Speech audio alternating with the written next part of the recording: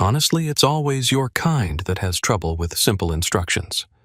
That single sentence, dripping with disdain, was the match that lit a firestorm at 35,000 feet. It was spoken by a flight attendant who believed she was untouchable, a queen in her aluminum tube kingdom. She said it to a black soldier, a man in uniform quietly trying to get home. Crack! The sound of an open-handed slap echoed through the cabin of Monarch Airlines Flight 557. The sharp, ugly noise silenced every conversation, stopped every movement. 217 passengers froze in their seats, their collective breath held in stunned disbelief. In that suspended moment, Rebecca Walsh stood in the aisle, hand still raised, her face flushed with vindictive triumph. Before her, Master Sergeant James Wilson slowly turned his head back to face her, a red mark blooming on his dark cheek. What Rebecca didn't know was that in her fit of rage, she hadn't just assaulted a passenger. She had slapped the one man on board who had the power to bring her entire world and her plane crashing down. In exactly 5 minutes, the course of both their lives would change irrevocably. This isn't a story about a simple argument. It's a story about what happens when arrogance meets authority, and how a single moment of unchecked prejudice led to a grounded plane, a ruined career, and a reckoning that nobody saw coming. Have you ever witnessed someone with a small amount of power abuse it so completely that it destroyed their life? This is exactly what you're about to see unfold. The air inside Monarch Airlines. Flight 557 from Atlanta to Seattle was already thick with the familiar cocktail of recycled oxygen, jet fuel, and human anxiety. The Boeing 737 was a full flight, a Tuesday afternoon run, packed with business travelers, families returning from vacation, and a handful of military personnel in transit. One of them was Master Sergeant James Wilson. James was bone-weary, the kind of tired that seeps into your marrow and makes your eyelids feel like lead weights. He had just spent 68 hours traveling from a dusty, sun-scorched outpost in Qatar, a place where the tension was a physical presence. All he wanted was this final 5-hour leg home to Washington. He wanted to see his wife Natalie and his son Dylan and feel the soft grass of his own backyard under his boots, a world away from the grit and sand that still seemed to cling to his skin. He'd found his seat 22B a middle seat as fate would have it. He stowed his rucksack, which contained little more than a worn paperback and a photo of his family, in the overhead bin, and settled in. He was in his uniform. The crisp lines of his Air Force dress blues a stark contrast to his internal exhaustion. His phone buzzed with a text message from Natalie Dillon's soccer team won. He scored twice and can't wait to tell you all about it. We're counting down the hours. Love you. James smiled faintly, the first genuine smile in days. He typed back, "Tell the champ I'm proud." Landing approximately 8:15 p.m. Love you both. He preferred to travel in uniform. It was a mark of pride, but it also usually afforded him a measure of respect that made the ordeal of modern air travel slightly more bearable. In his 15 years of service, including 3 tours overseas and countless flights, he'd learned that the uniform often spoke before he did. What most passengers couldn't know, was that James Wilson wasn't just a decorated Air Force technical operations specialist. For the past 4 years, he had served in a dual capacity as a federal air marshal, one of the invisible guardians who traveled on commercial flights trained to respond to terrorist threats and in-air emergencies. Today, he was officially on duty, though his exhaustion had made him request a passive monitoring role rather than an active security position. His training was extensive threat assessment, close-quarters combat psychology, de-escalation techniques. He had learned to read a cabin like a book to sense danger before it materialized. As he sat down, he had already scanned the flight, noting the exits, the crew positions, the passenger demographics. It was second nature now, as automatic as breathing. This vigilance was hard-earned.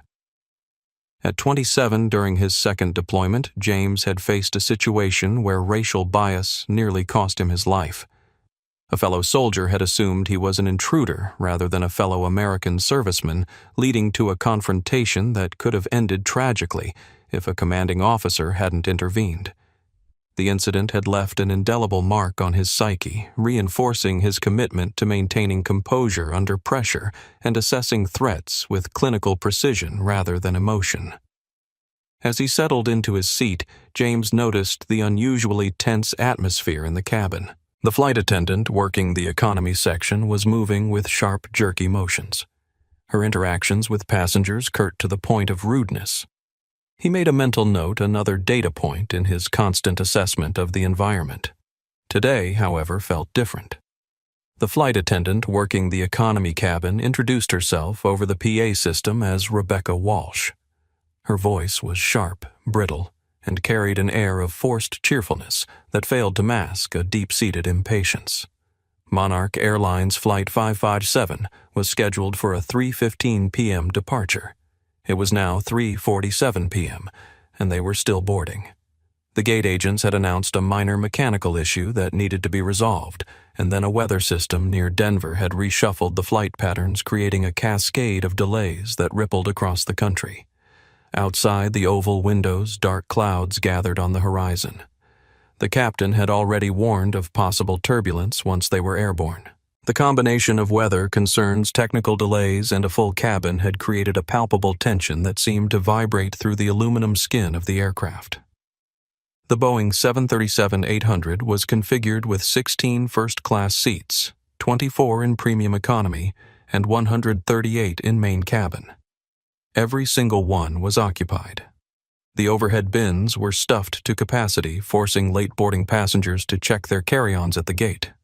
The air conditioning strained against the heat of closely packed bodies, creating pockets of uncomfortable warmth throughout the cabin. In the row ahead of James, a businessman loudly complained into his phone about the delay. "This is unacceptable. I'm going to miss my connection to Vancouver. No, I can't reschedule the meeting. Do you know how much this is costing the company?" Across the aisle, an elderly couple whispered worriedly about the weather, the wife clutching her husband's arm whenever the plane shifted slightly at the gate. Behind him, a pair of college students were discussing an upcoming exam, their anxiety about the test temporarily overriding their concern about the flight. The mood was one of collective frustration and resignation, the particular type of forced patience that comes with modern air travel, where passengers surrender control to the mysteries of aviation logistics and weather patterns. Everyone was on edge, but they were all in it together. April 15, 2025 would be remembered by everyone on this flight, though for reasons none of them could yet imagine. The mechanical issue had been resolved, but the cascading delays meant they were now number 7 in the departure queue. The captain had informed them they'd be taxiing within 15 minutes, which had brought a collective sigh of relief from the cabin. Except it seemed for one person. Rebecca Walsh moved with a proprietary arrogance through the cabin during boarding. She patrolled the aisle like it was her personal kingdom, her chin held high, her eyes scanning the passengers, not with a sense of service, but of judgment. Rebecca Walsh had been with Monarch Airlines for 15 years. At 42, she was neither young enough to be filled with the enthusiasm of a new hire, nor old enough to have the wise patience of a veteran nearing retirement. She occupied that difficult middle ground, experienced enough to know all the rules, but not seasoned enough to know when to bend them. Today had started badly and was getting worse. Her alarm had failed to go off, forcing her to rush through her morning routine. The final divorce papers from her ex-husband Timothy had arrived in yesterday's mail along with a past due notice for her car payment. The divorce had been finalized 3 months ago, but there were still financial entanglements to resolve, and Timothy was being difficult about selling the house. As she applied her makeup that morning, she noticed new lines around her eyes. Lines that reminded her that she was aging, that her options were narrowing, that the life she had planned, perhaps with children, perhaps with a promotion to international routes, was slipping away. She had covered the lines with concealer, but couldn't conceal the bitterness that had begun to seep into her voice, her posture, her interactions. By the time she arrived at the airport for check-in, she was already in a foul mood. The crew briefing had added to her frustration of full flight weather delays, and she'd been assigned to economy instead of first class because Gabriela Ramirez, the junior flight attendant who should have taken economy, was being evaluated for a potential promotion. Rebecca had smiled tightly at the news, but internally she seethed. She had requested that promotion 3 times and been passed over each time. She snapped at a young man for trying to fit a guitar case into a bin that was clearly too small. "Sir, that will have to be gate-checked. We are not a freight service." She publicly chided an elderly woman who was moving too slowly. "Ma'am, there are people behind you. We have a schedule to keep."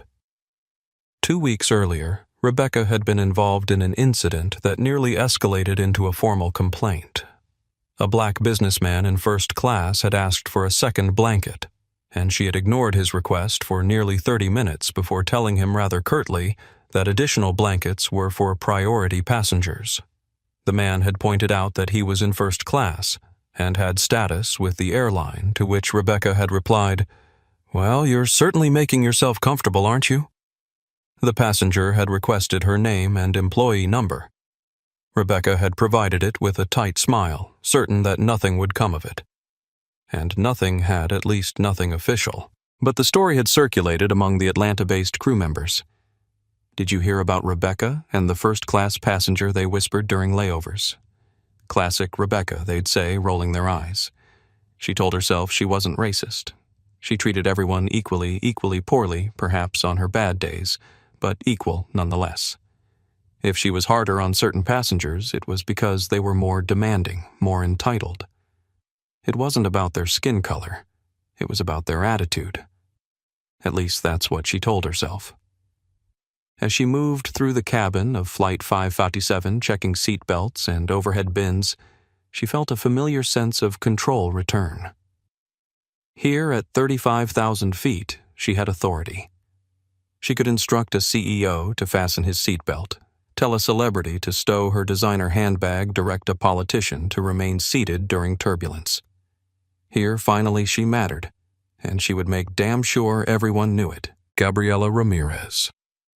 24 years old and just 8 months into her career with Monarch Airlines, worked the first-class cabin with an earnest efficiency that both impressed and irritated her more experienced colleagues. She had graduated top of her training class and had already received 2 commendations for exceptional customer service. Today, she was being evaluated for a potential fast track to a purser position, a fact that had not gone unnoticed by Rebecca, who had spent 5 years as a flight attendant before even being considered for lead positions. Gabriela moved gracefully through the first-class cabin, offering pre-departure beverages with a warm smile that reached her eyes. She had a gift for remembering names and details about frequent flyers, a talent that created instant rapport. "Mr. Jameson, still sparkling water with lime, correct? And Ms. Torres? I remember you prefer your tea with honey on the side." In the cockpit, Captain Michael Donovan, 53, was reviewing the flight plan with a methodical precision born from 30 years of commercial aviation experience. Before joining Monarch, he had flown C-130s for the Air Force, and that military background was evident in his precise language and disciplined approach. He was respected, even revered by his crew for his calm competence and fair leadership. "Looks like we'll hit some chop about an hour in," he said to First Officer Adam Weiss, tapping the weather display. "Nothing major, but we'll keep the seatbelt sign on until we're past it." Weiss, 28, and ambitious, nodded. This was his second year with Monarch, but he had already established himself as a capable and analytical pilot. He had his eye on the left seat, the captain's position, and worked diligently to absorb everything he could from experienced captains like Donovan. "I'll let the cabin crew know to expect some light to moderate turbulence mid-flight," he replied, making a note on his tablet. In row 23, directly behind James Wilson, the Foster family was attempting to organize themselves amid the chaos of traveling with an infant. Ryan Foster, 32, held 8-month-old Lily, while his wife Emily, 29, rummaged through a diaper bag the size of a small suitcase. Lily was their first child, and they were flying to Seattle to introduce her to Emily's parents for the first time. "I think I forgot the extra pacifiers," Emily whispered anxiously to Ryan, her face pale with worry. "What if she cries the whole way?" Ryan bounced Lily gently, her wide eyes taking in the unfamiliar surroundings. "We've got this," he assured his wife, though his own expression betrayed a similar concern. "We packed back up everything, and worst case babies cry. Everyone on this plane was a baby once." Arthur Kellerman, 44, sat in 22C next to James, a corporate attorney for a Seattle-based tech firm. He was returning from a deposition in Atlanta. He wore an expensive suit that showed signs of a long day, a loosened tie, a slight wrinkle in the shirt where he had leaned against a table.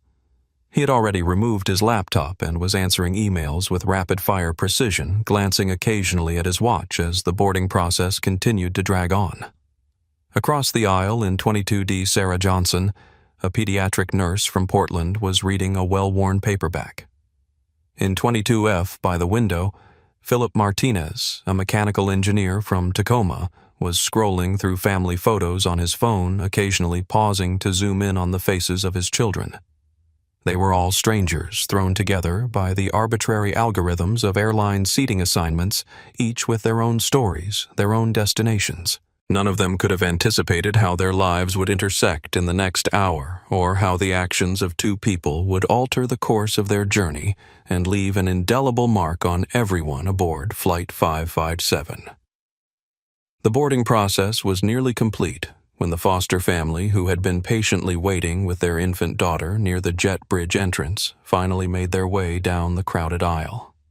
Ryan Foster carried baby Lily while Emily struggled with a car seat, a diaper bag, and her personal item, a tote bag that contained everything from spare clothes to emergency snacks.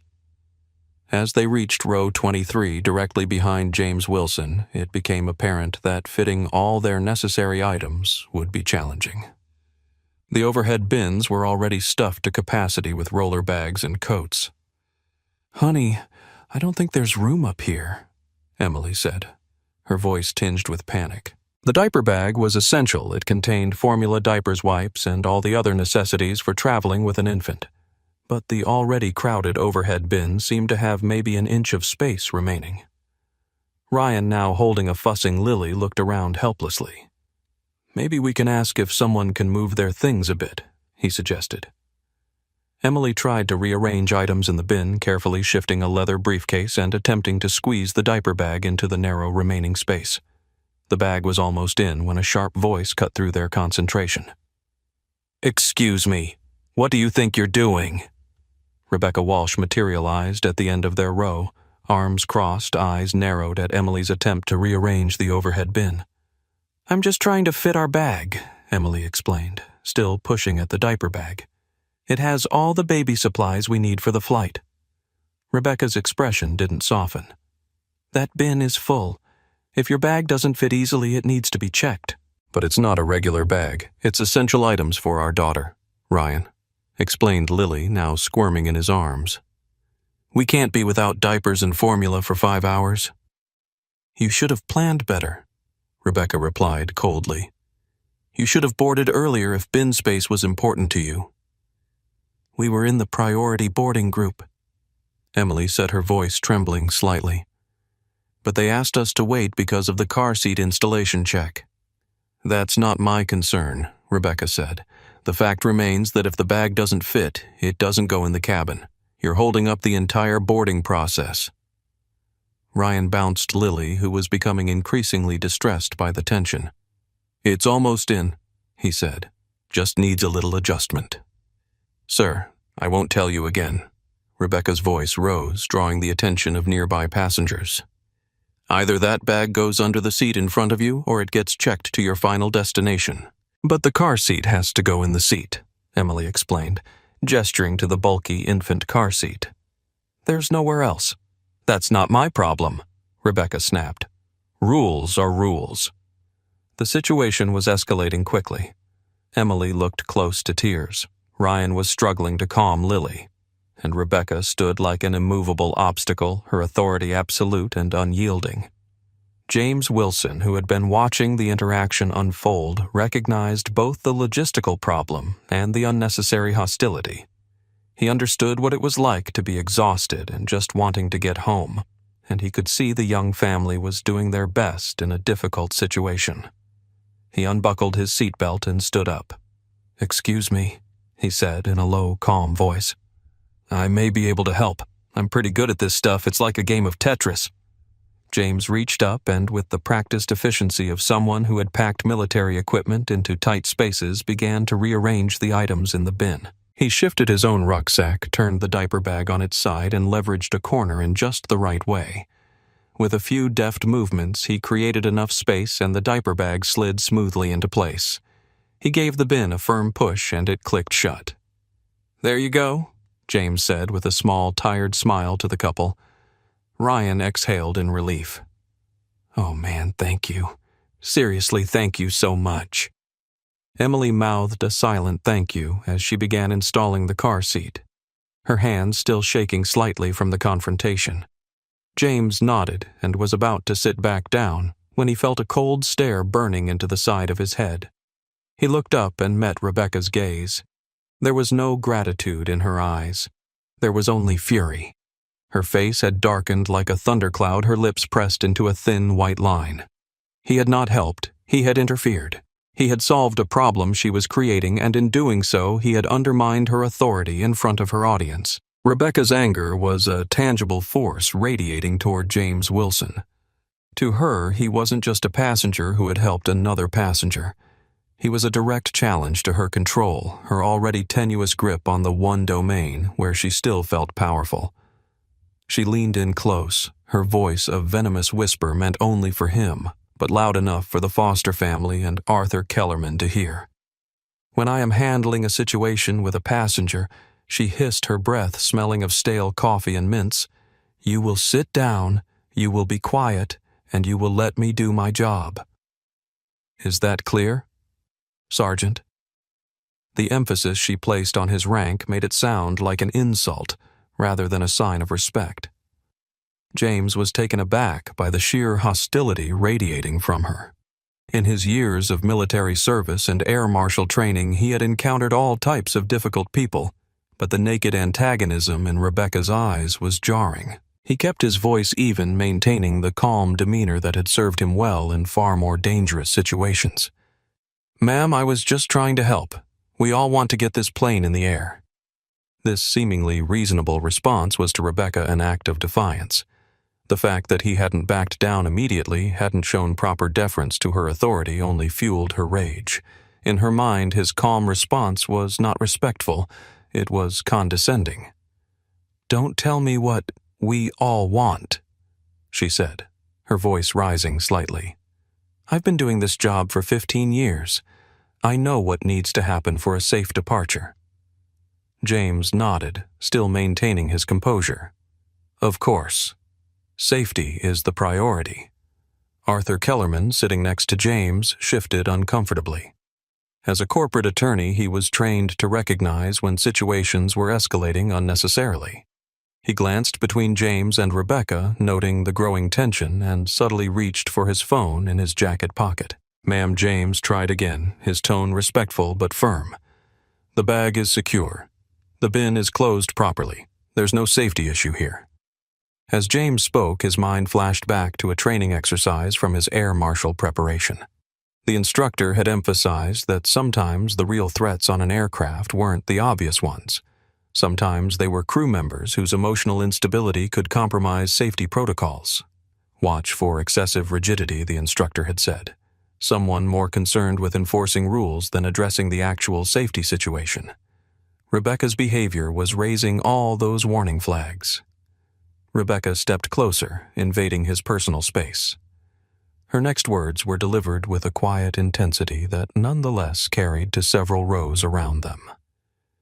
"You don't get to decide what's a safety issue on my aircraft. When I give an instruction, it's to be followed immediately and without question. That's how it works up here. Are we clear?" The passengers in the surrounding rows had fallen silent, many watching the confrontation with uncomfortable fascination. Emily Foster had finished installing the car seat and was now holding Lily, who had quieted down, seemingly sensing the tension in the air. James took a slow breath. He had been in far more threatening situations, faced down actual dangers that made this interaction seem trivial by comparison. Yet there was something deeply unsettling about the irrational hostility being directed at him. I understand the importance of following crew instructions, he said carefully. But with all due respect, I was simply helping another passenger with their luggage. The situation is resolved and we can all continue with the boarding process. Rebecca's eyes narrowed further. In her mind, each measured word from James was further evidence of his disrespect. She had needed him to back down to acknowledge her absolute authority. Instead, he was being reasonable, which to her fraying nerves felt like the ultimate provocation. "Stand up," she demanded suddenly. "Get out of your seat right now." James blinked, surprised by the directive. "Ma'am, you heard me. Stand up. I want to see your boarding pass." Arthur Kellerman's eyebrows shot up, and he exchanged a glance with Philip Martinez across the aisle, who was now openly watching the situation unfold. Slowly, James stood reaching into his pocket for his boarding pass. He handed it to Rebecca, who snatched it from his hand and made a show of scrutinizing it closely. 22B, she read aloud.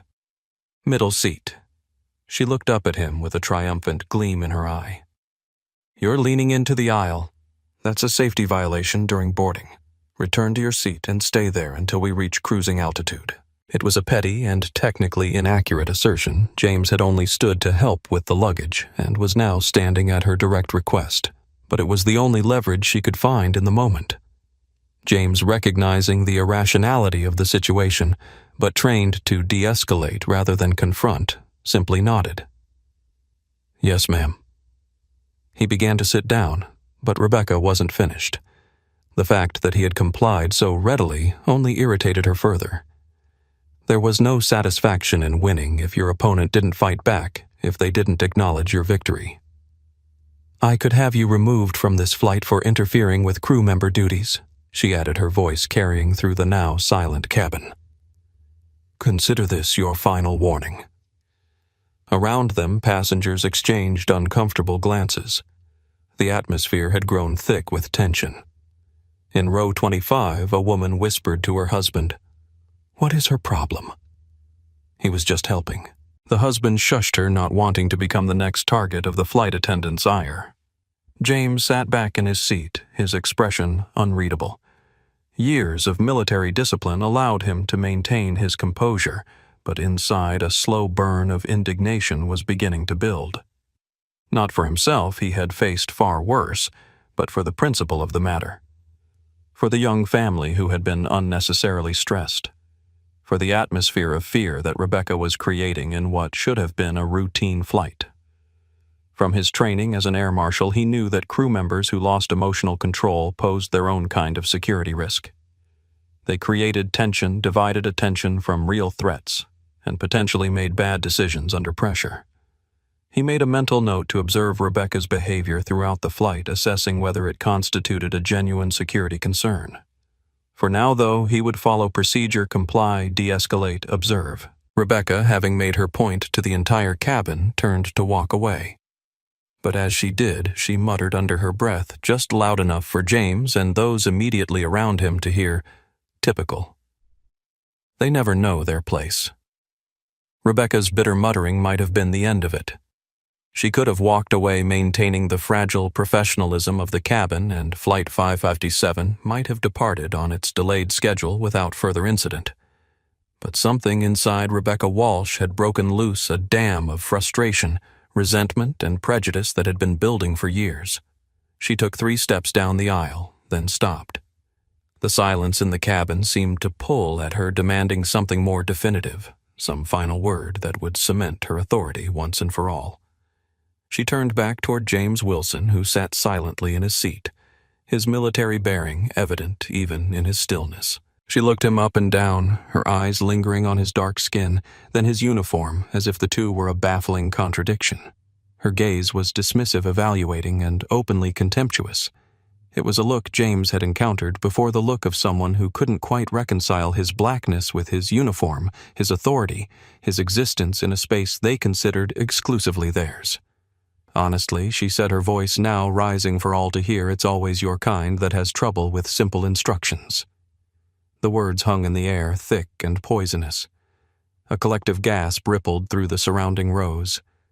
Emily Foster instinctively covered her daughter's ears, though the infant was far too young to understand the venom being spewed.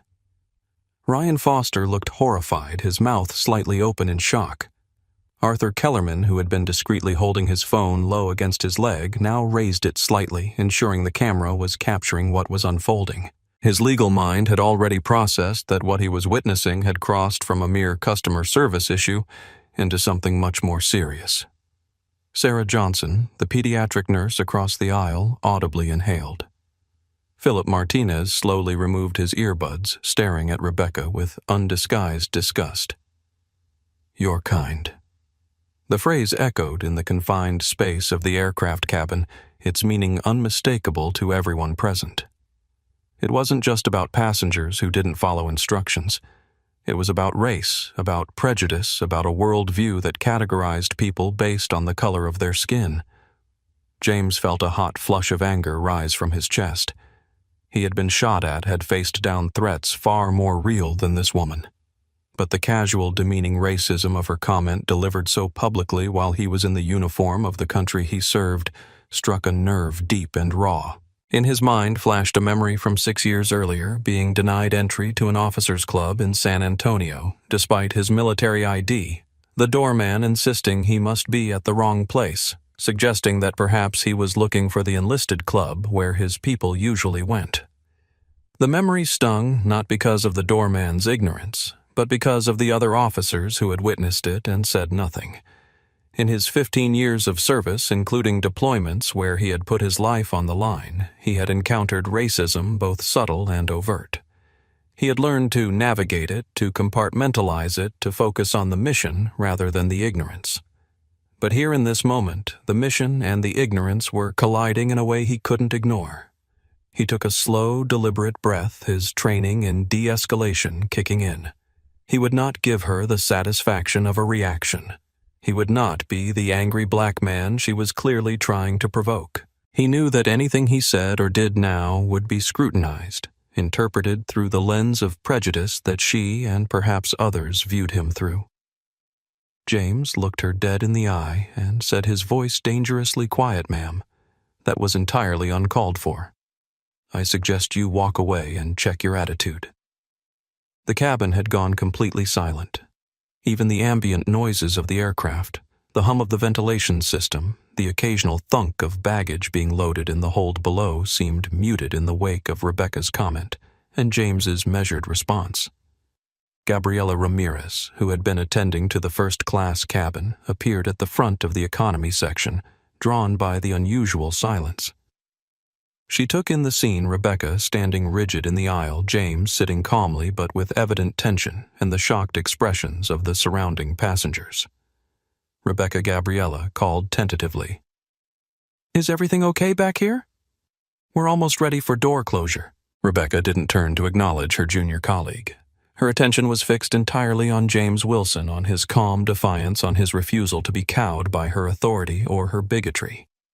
For her, this was the ultimate insult, a black passenger in a soldier suit telling her what to do on her plane. "Okay," she repeated, her voice tight with building rage. "No, everything is not okay. We have passengers who think they can override my authority, who think their uniform gives them special privileges." Several rows ahead, an older man in a business suit spoke up. "The only one creating a problem here is you, miss." That was an inappropriate comment. "Sir, I didn't ask for your input," Rebecca snapped, not taking her eyes off James. "This is between me and this individual." Her hesitation before the word individual spoke volumes. It was clear she had stopped herself from saying something even more offensive. For James, the situation had evolved from an annoyance to a genuine concern.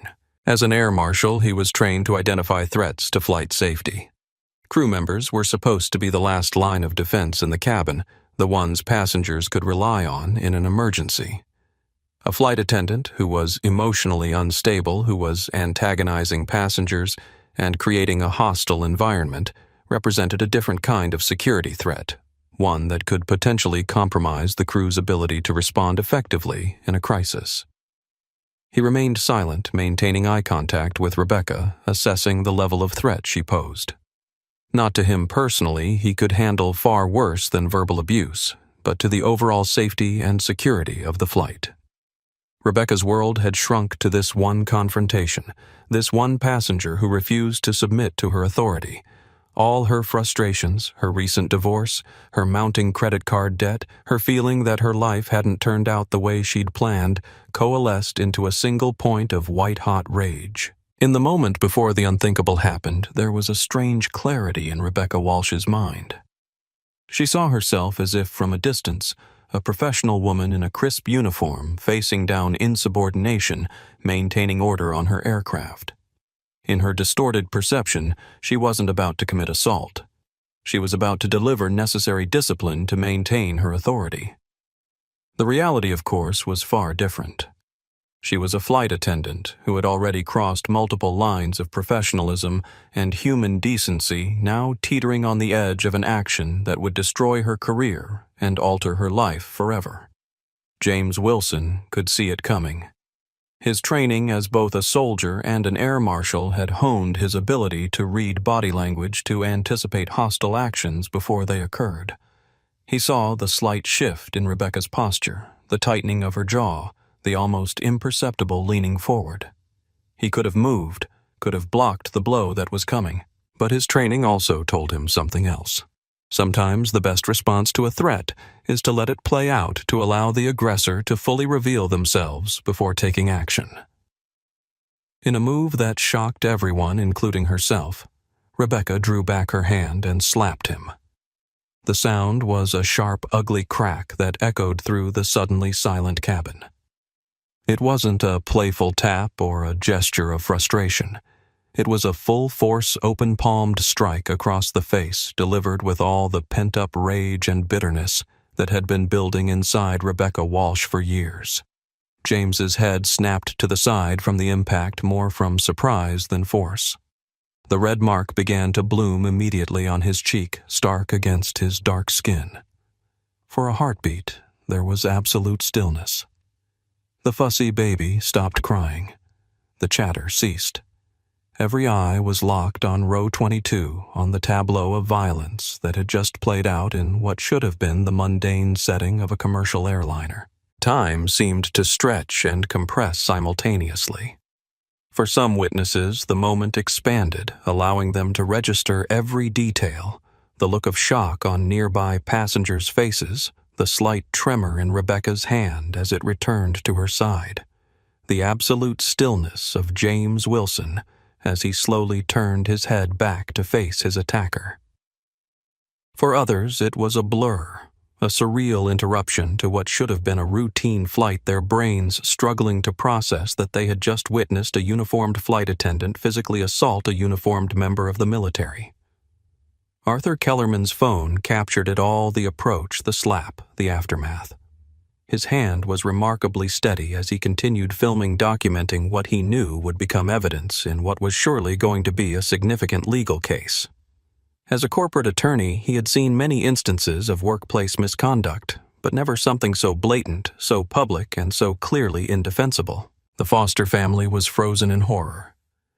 Ryan instinctively placed himself slightly in front of Emily and Lily, a protective stance born of the sudden introduction of violence into their space. Emily held Lily closer, her eyes wide with shock and fear. Throughout the cabin, passengers reacted with varying degrees of outrage and disbelief. Several had their phones out now, recording the aftermath of what had just occurred. Sarah Johnson had her hand over her mouth in shock. Philip Martinez was halfway out of his seat, as if preparing to intervene if the situation escalated further. At the front of the economy section, Gabriela Ramirez stood paralyzed, her training having never prepared her for a scenario where another crew member was the aggressor. Her mind raced, trying to recall protocol for crew misconduct, but coming up empty. This was so far outside the boundaries of normal operations that there was no checkbox, no procedure to follow. And in the center of it all, James Wilson slowly turned his head back, a red mark already blooming on his cheek. His eyes were no longer tired. They were cold, hard, and utterly focused. He didn't say a word. He just stared at Rebecca. In that moment, Rebecca Walsh, high on adrenaline and righteous fury, had no idea that she had just sealed her own fate. She had slapped a passenger. She had slapped a soldier.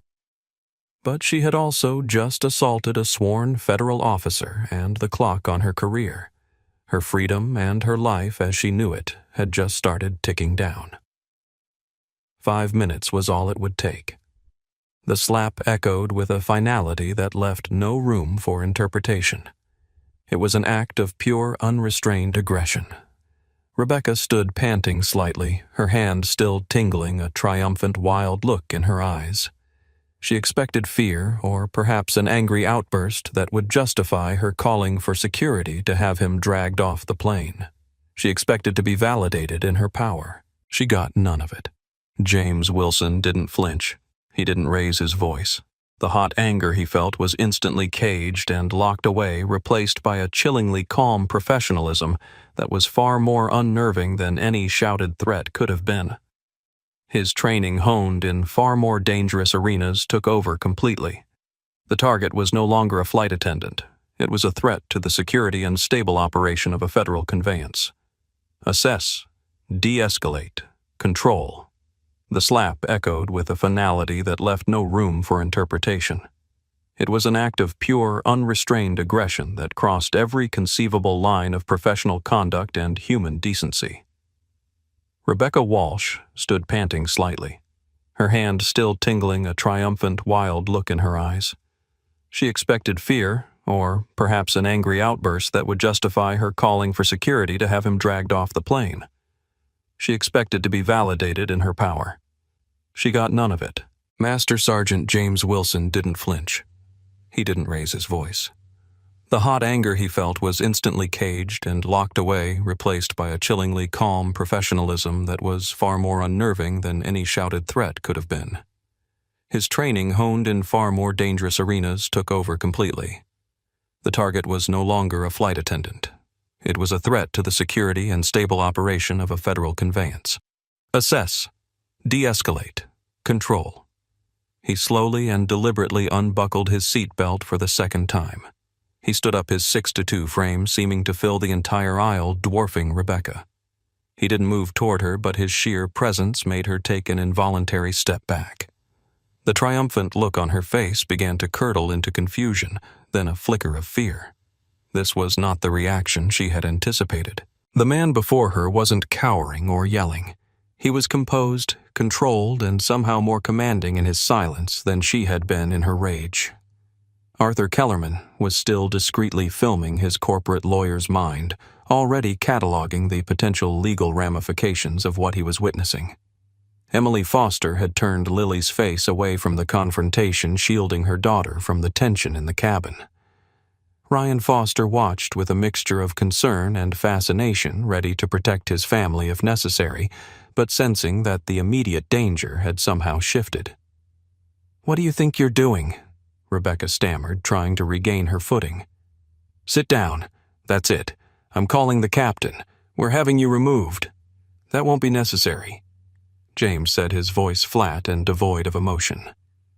"But you are correct. I do need to speak with the captain immediately." He turned his back on her, a gesture of such complete dismissal that it stunned her more than the slap had stunned him. He addressed Gabriela Ramirez, who had watched the entire exchange with wide, horrified eyes from her position at the front of the economy cabin. Miss James said, his tone polite but firm. "Please inform the captain that a security situation has occurred in the cabin involving a crew member, and I need access to the flight deck now." Rebecca let out a short, incredulous laugh. "You need access? You think you can just demand to see the captain? Who in the hell do you think you are?" James didn't even look at her. His focus remained on Gabriella. The young flight attendant was frozen, caught between her enraged superior and this impossibly calm soldier. Miss James repeated a hint of steel entering his voice. "This is a non-negotiable, time-sensitive security directive. Get the captain." The official-sounding language, the unwavering confidence, the sheer intensity of his gaze. It was enough. Gabriella nodded wordlessly and hurried toward the front of the plane, disappearing behind the curtain that separated the galley from the cockpit door. Rebecca was practically vibrating with rage. A security directive. You're delusional. You assault me with your insubordination, and now you're making threats. You're finished.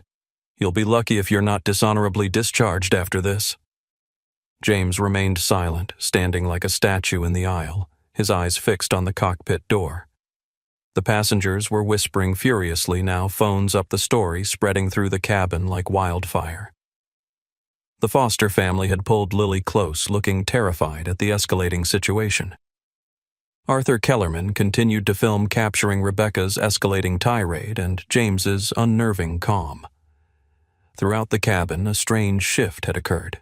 Passengers who had been watching with the detached interest of bystanders now felt involved. Many had their phones out recording. Others were texting or calling people outside the plane, sharing real-time updates about the unfolding drama. A few were on social media, the first tweets and posts about Monarch flight attendant slap soldier already beginning to circulate. James remained outwardly calm, but his mind was racing through security protocols. Every air marshal carried the responsibility of determining what constituted a threat to flight safety. Usually that meant assessing passengers for signs of hostile intent or impairment. Rarely did it involve evaluating a crew member. But Rebecca's escalating behavior, the racial comment, the physical assault, the continued aggressive posture had crossed a threshold. A flight attendant who could not control her emotions represented a legitimate safety concern, especially if an actual emergency were to occur during the flight. After what felt like an eternity but was likely less than a minute, Gabriella reappeared. Behind her was First Officer Adam Weiss, a man in his late 20s, with a serious expression. He looked from the fuming Rebecca to the stoic James, taking in the scene with the rapid assessment skills of a pilot trained to evaluate situations quickly. "I'm First Officer Weiss," he said. "What seems to be the problem here?" "This passenger." Rebecca spat, pointing a trembling finger at James, became aggressive. "Interfered with my duties and is now making delusional demands to enter the cockpit. He needs to be restrained and removed from my aircraft." First Officer Weiss looked at James, at the crisp uniform, the raw red mark on his cheek, and the absolute lack of aggression in his posture. Something didn't add up. The man before him didn't look like a threat. He looked like someone very much in control of himself despite having been physically assaulted. "Sir, is this true?" Weiss asked. Before James could answer, he took a half step forward, closing the distance to the first officer. He spoke in a low voice intended only for Weiss. First Officer Weiss James began. "I am Master Sergeant James Wilson, United States Air Force, but that's not my relevant designation right now." The tension in the cabin of Flight 557 had reached a breaking point. Rebecca Walsh stood rigid with anger, her authority challenged in a way she had never experienced. James Wilson maintained his calm composure, though the red mark on his cheek was a vivid reminder of the line that had been crossed. The passengers had become a silent audience to a drama none of them had expected when boarding their flight to Seattle. First Officer Adam Weiss looked between the two central figures, trying to make sense of the situation.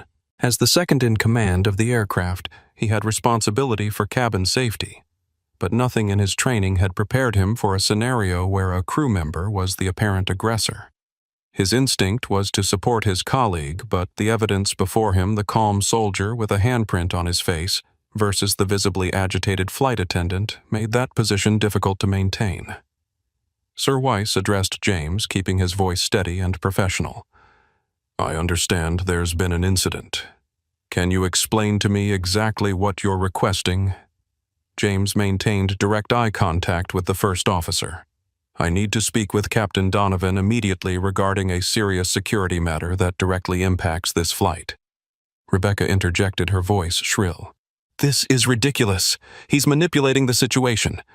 I was maintaining order in the cabin when he repeatedly interfered with my duties and became belligerent." Several passengers immediately reacted to this characterization.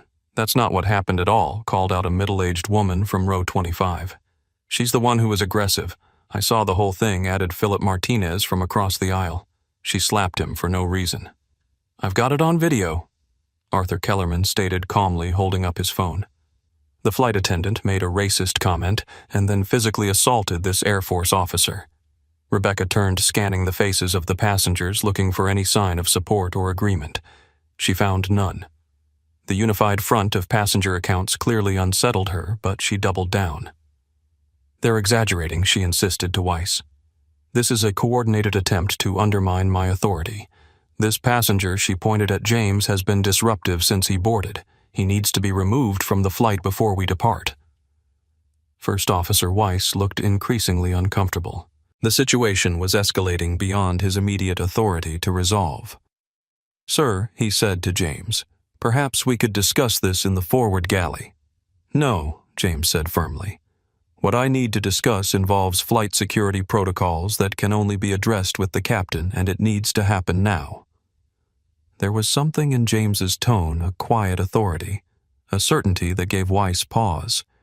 This wasn't the behavior of a disruptive passenger.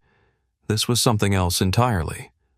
Gabriela Ramirez, who had been standing silently nearby, finally spoke up. "First Officer, I saw what happened. Ms. Walsh did slap him. It wasn't provoked." Rebecca's head snapped toward her junior colleague, her expression a mixture of shock and betrayal. "Gabriela, that is completely inappropriate. You're undermining a senior crew member in front of passengers." "I'm stating what I observed," Gabriela replied, her voice trembling slightly but gaining strength. "As a crew member, I'm obligated to report safety concerns, and your behavior right now is concerning me." The intervention from another crew member seemed to shift something in Weiss's assessment of the situation.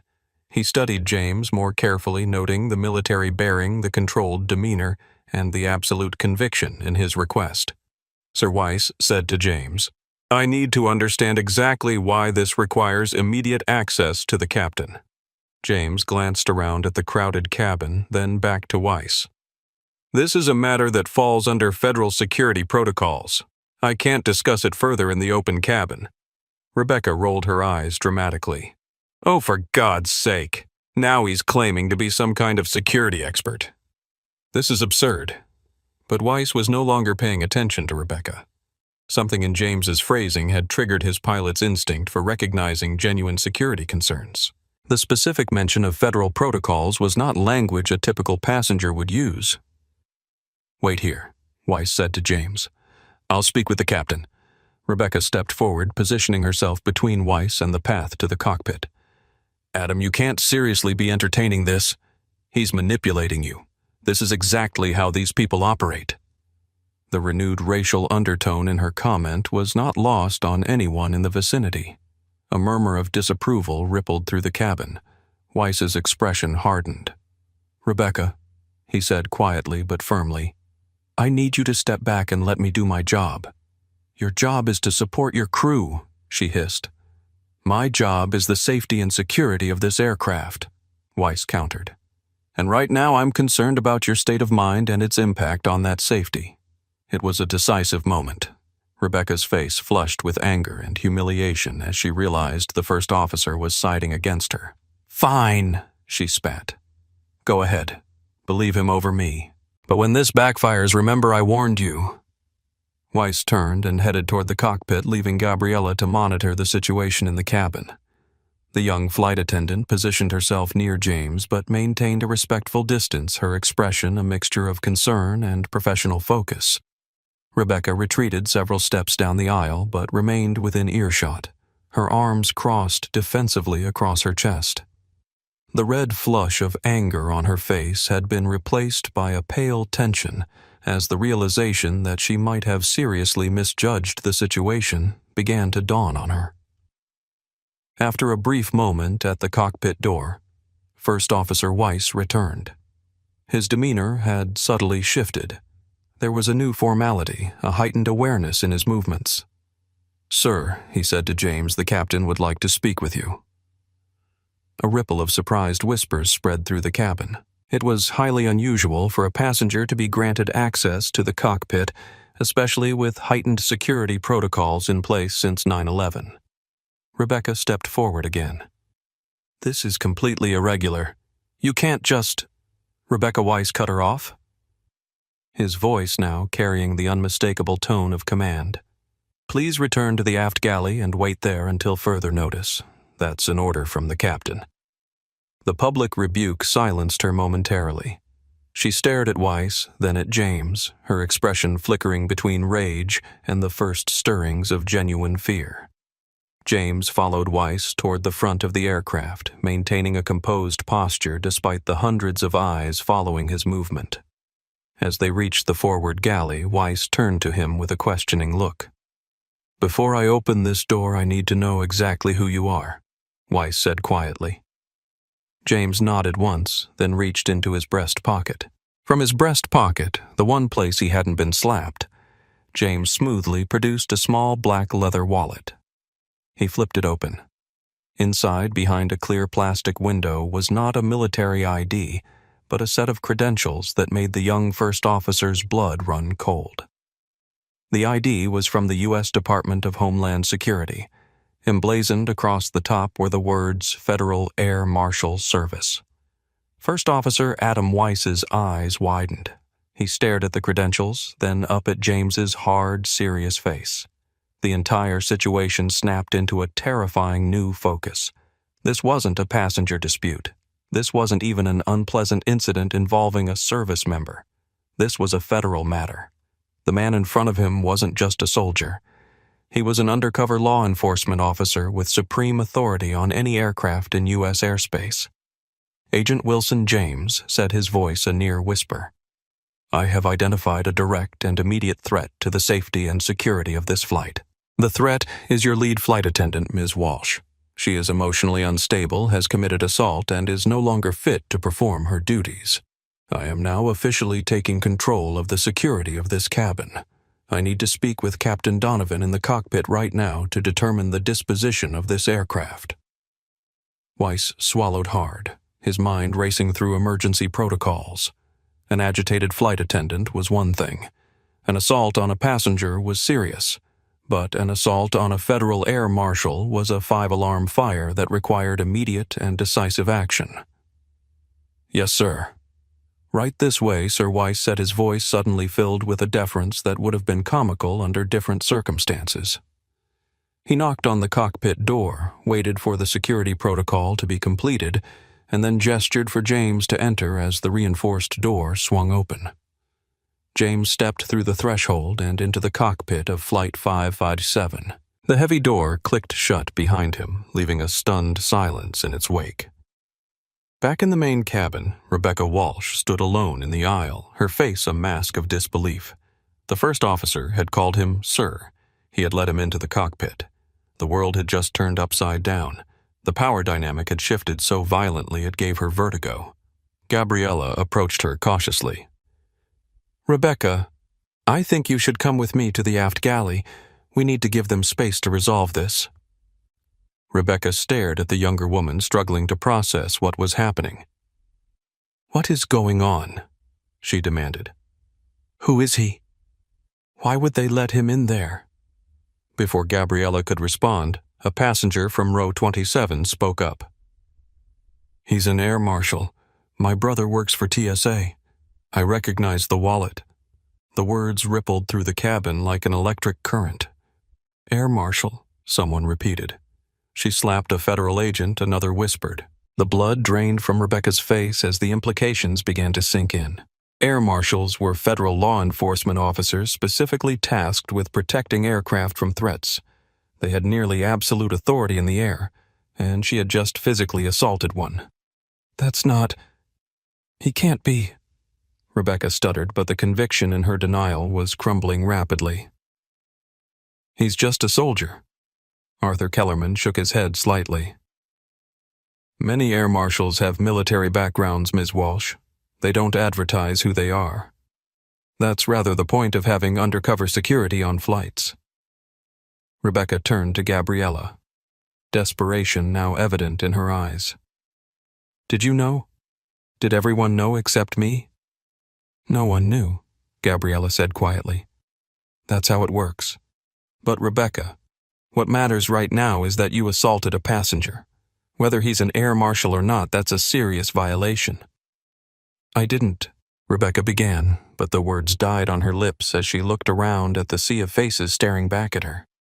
Some with pity, others with disgust, but all with the certainty of witnesses who knew exactly what they had seen. 5 minutes had not yet passed since the slap. The plane was still attached to the gate, the engines humming softly. But for Rebecca Walsh, her flight, her career, and her entire life had just been irrevocably grounded. She just didn't know the full extent of it yet.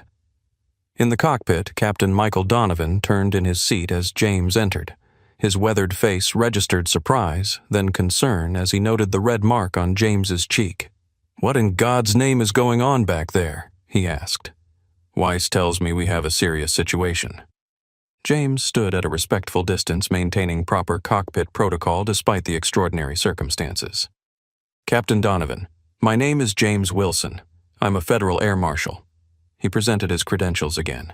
Donovan, unlike his younger co-pilot, didn't show any shock.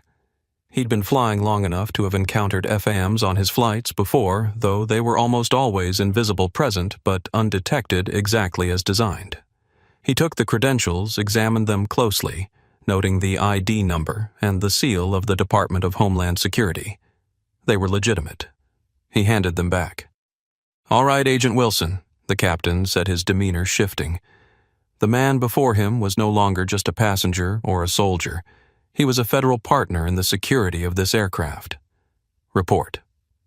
The inside of the cockpit was a sanctuary of calm professionalism, a stark contrast to the chaos brewing in the cabin.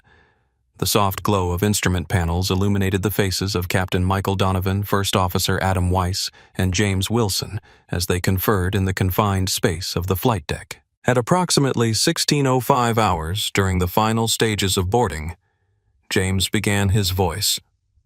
"The epitome of military and police precision. Your lead flight attendant, Ms. Rebecca Walsh, initiated a verbal confrontation with me after I assisted another passenger with their carry-on luggage."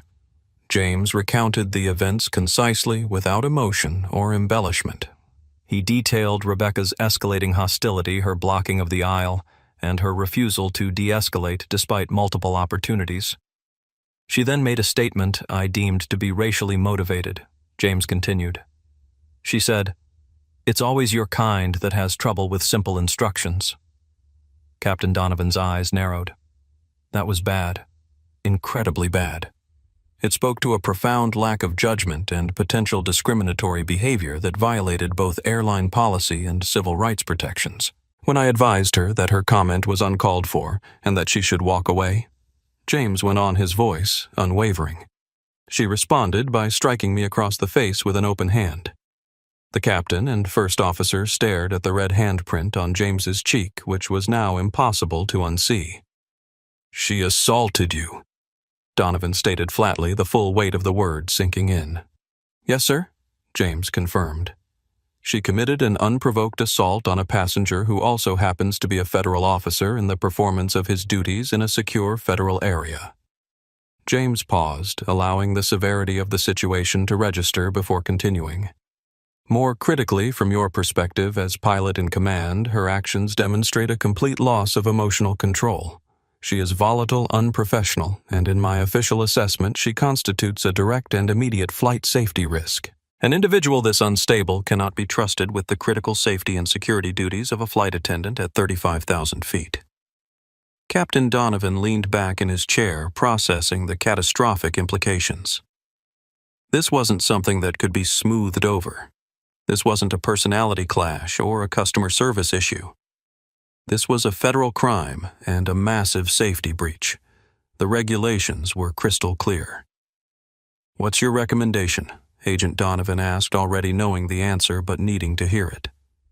"My recommendation is that this aircraft does not take off with Ms. Walsh as a member of the crew," James said firmly. "She needs to be removed from the plane and an incident report filed immediately. From a law enforcement perspective, she needs to be met by authorities at the gate. Assault on a federal officer is not a customer service complaint." First Officer Weiss, who had been listening silently, finally spoke up. "Captain, half the cabin has their phones out." A passenger in 22C appeared to be recording the entire interaction, including the slap. "There's going to be video of this." Donovan swore under his breath. This was already public. The corporate fallout would be immense, but his primary responsibility wasn't to the Monarch Airlines stock price. It was to the safety of every soul on this plane. And James was right. There was no scenario in which he could responsibly take off with Rebecca Walsh on board. "So, we're grounded," Donovan said, not as a question, but as a statement of fact. "I believe that's the only safe course of action," Sir James confirmed. "Ms. Walsh's behavior poses a clear risk to the operational safety of this flight. Even setting aside the assault and the legal implications, her emotional state makes her unfit for safety-critical duties." Donovan turned to his first officer. "Weiss, what's the situation in the cabin right now, tenth sir? The passengers are aware something serious is happening. Many are recording. Miss..." Walsh was still in the main aisle when I escorted Agent Wilson to the cockpit. Gabriella was attempting to move her to the aft galley. Donovan nodded, thinking through the immediate steps needed. "All right, here's how we'll handle this. First, I need to contact operations and inform them we have a crew issue that requires immediate attention and possible law enforcement response." He reached for the radio handset, toggling to the company frequency rather than the general ATC channel. "Monarch Operations. This is Captain Donovan on Flight 557 at Gate C34. We have a situation requiring immediate response. I need a station manager and law enforcement to meet the aircraft. We have an incident involving crew misconduct that will require removal of a crew member and possible flight cancellation." The response came back promptly. "Flight 557, this is operations. Acknowledge your request. We're dispatching the station manager and security to your location.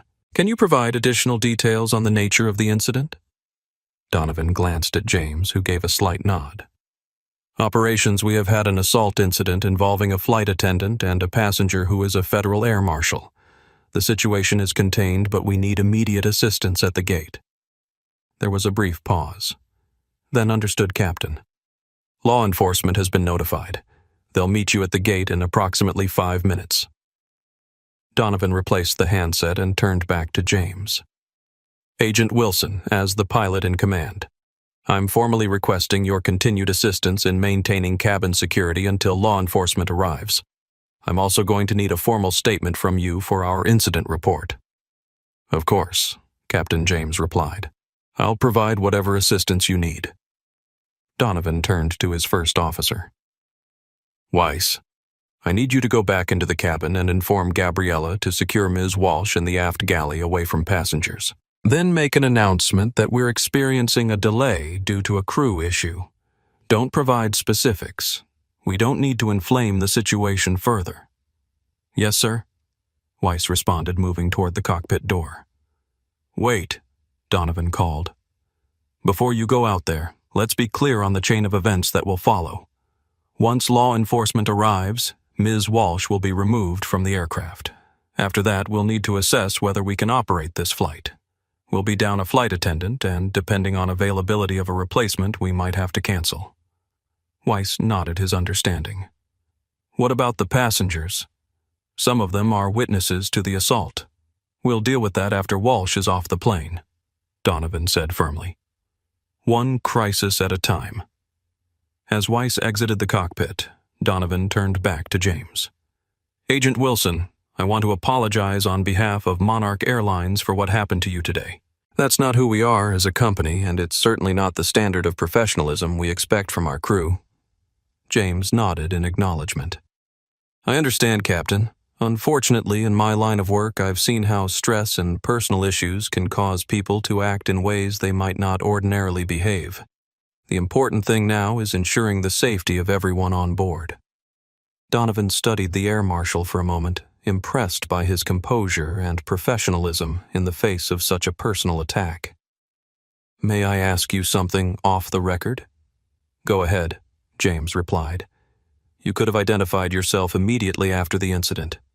Why didn't you?" James considered the question carefully. "In most situations, maintaining cover is protocol. Revealing my identity unnecessarily compromises future operations. But more importantly, Captain, this wasn't just about me being an air marshal. Ms. Walsh's behavior would have been unacceptable regardless of who was on the receiving end. The fact that she happened to assault a federal officer just escalates the legal consequences. As he spoke, James reflected on a similar incident from 2 years earlier when he had witnessed a flight attendant his protocol. Revealing my identity unnecessarily compromises future operations. But more importantly, Captain, this wasn't just about me being an air marshal. Ms. Walsh's behavior would have been unacceptable regardless of who was on the receiving end. The fact that she happened to assault a federal officer just escalates the legal consequences. As he spoke, James reflected on a similar incident from 2 years earlier when he had witnessed a flight attendant on another airline berating an elderly Asian passenger.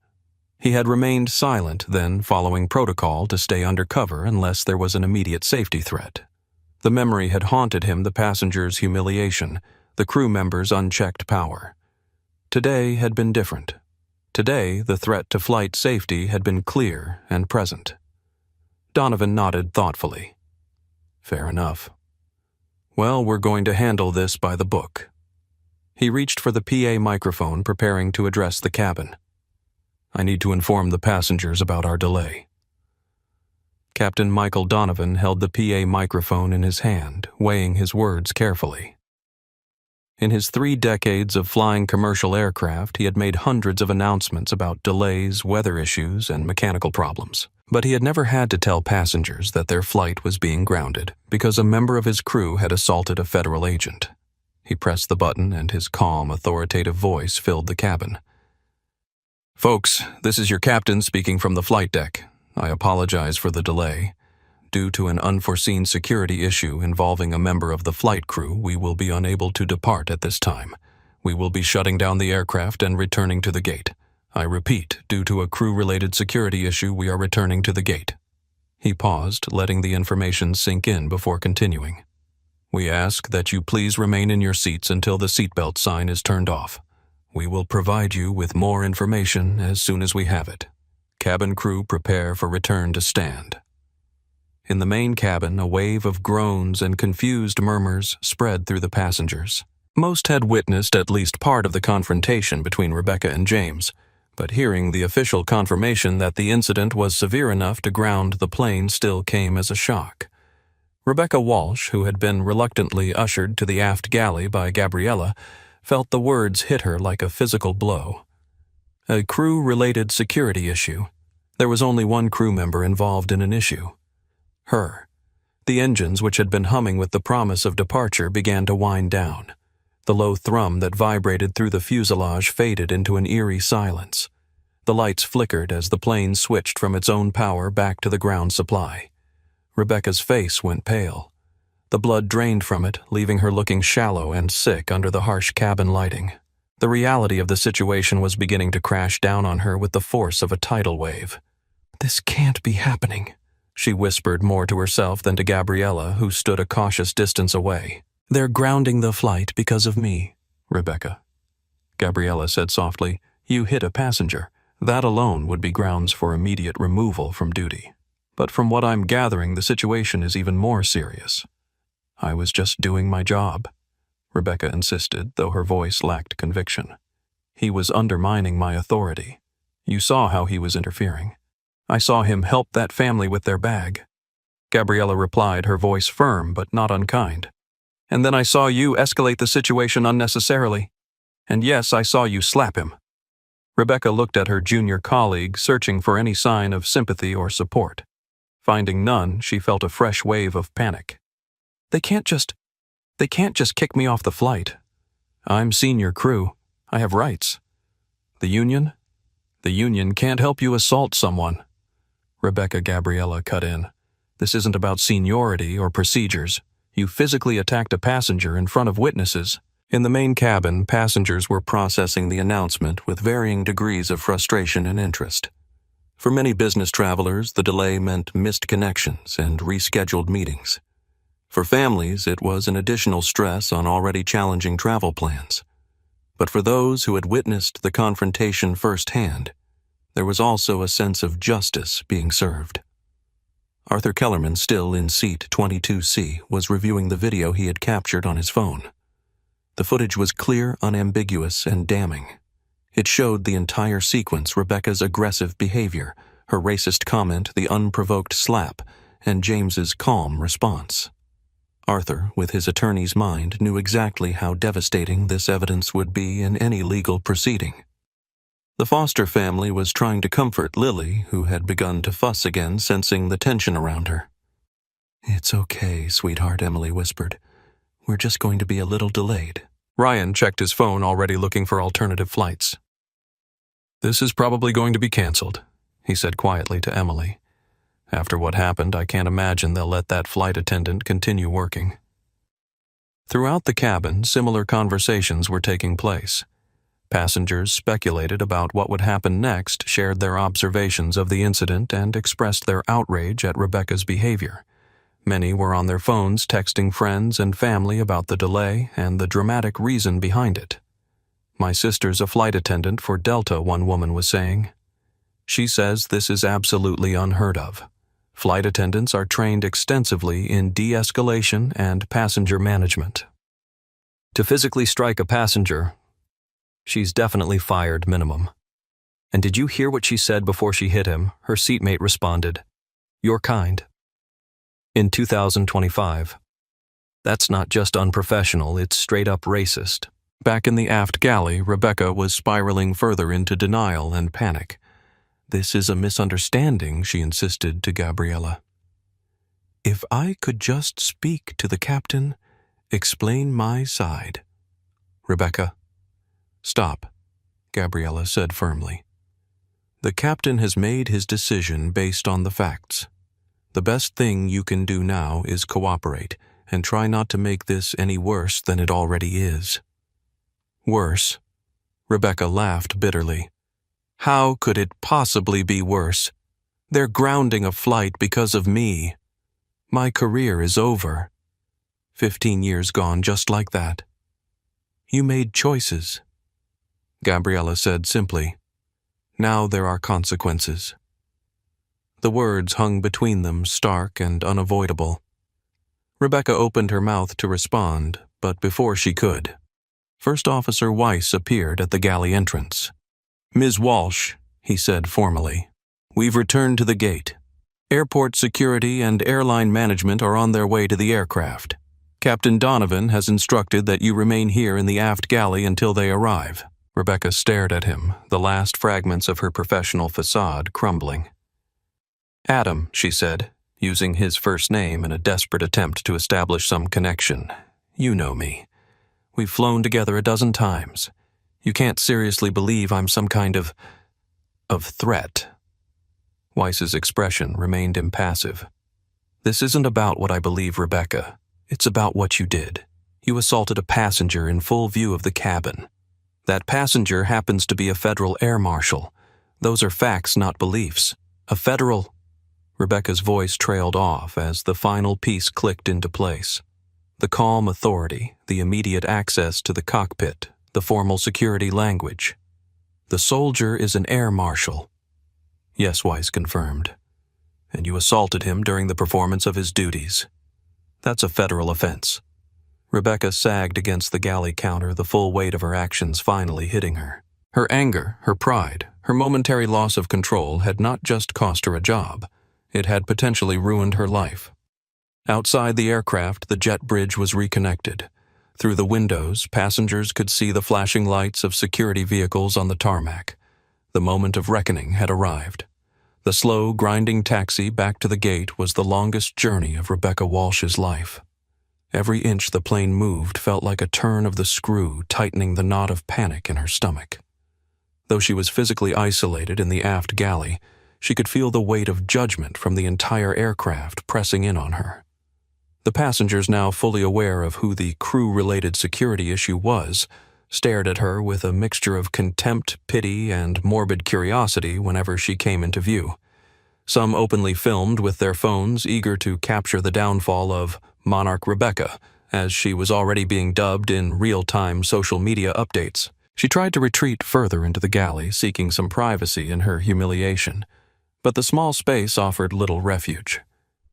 Gabriella stood nearby, not as a colleague anymore, but as a monitor, ensuring Rebecca remained contained until the authorities arrived. Inside the cockpit, the atmosphere was tense and professional. Captain Donovan was on the radio with the airline's ground operations center, his language clipped and precise. "Monarch Ops, this is Monarch 557. We are returning to stand at gate C-34. I am declaring the aircraft grounded due to an irreconcilable security breach involving a cabin crew member. I need you to have a corporate security supervisor, a gate agent, and law enforcement meet the aircraft." "That's an affirmative." "I need police." First Officer Weiss was on another channel coordinating with the jet bridge operator. James Wilson stood silently in the back of the small space, his presence a constant heavy reminder of the gravity of the situation. He was no longer a victim. He was an observer, a federal witness ensuring the proper protocols were followed. When the plane finally docked with a soft bump, the finality of it was absolute. The seatbelt sign pinged off, but no one moved. The cabin was a theater, and everyone was waiting for the final act.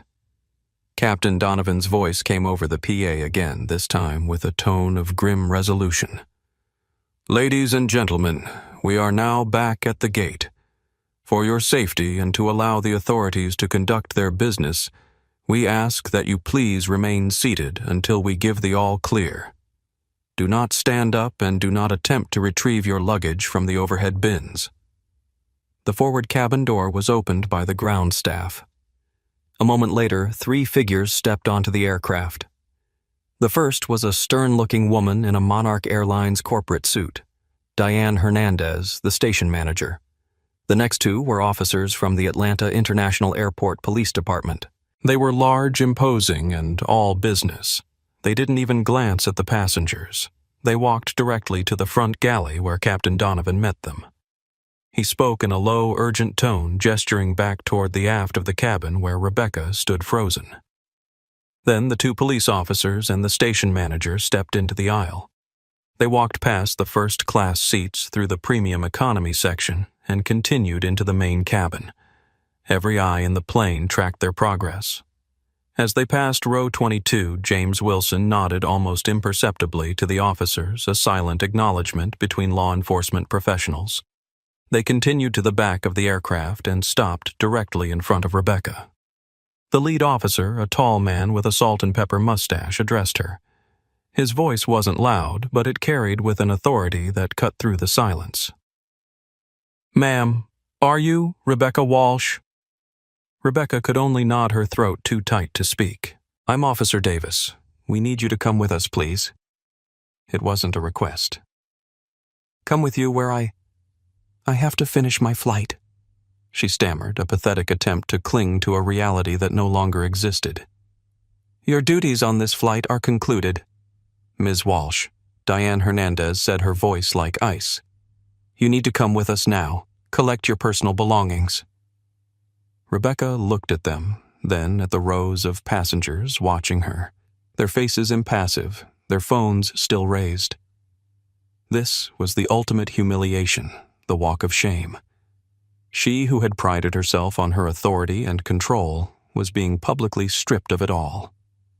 She numbly retrieved her purse and her small crew bag from a storage compartment. Her hands trembled so badly she could barely grasp the zippers.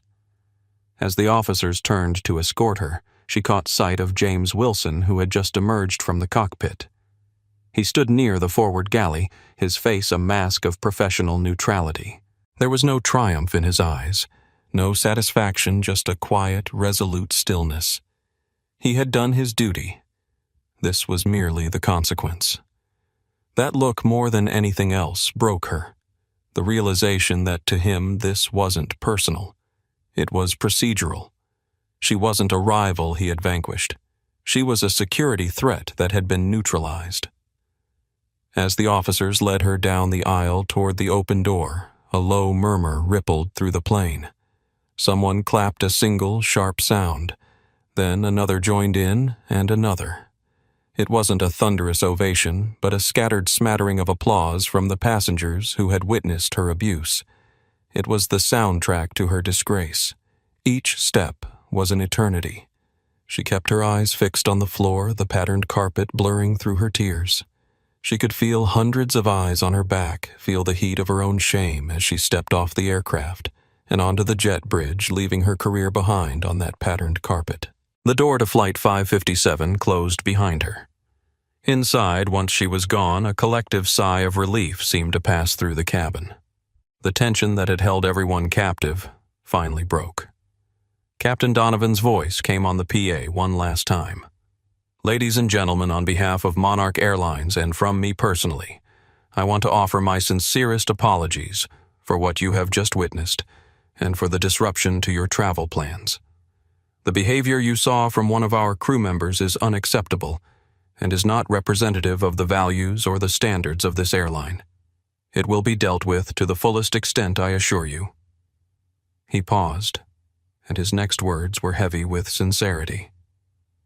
"Unfortunately, due to crew availability and the necessary reports, we must now file this flight.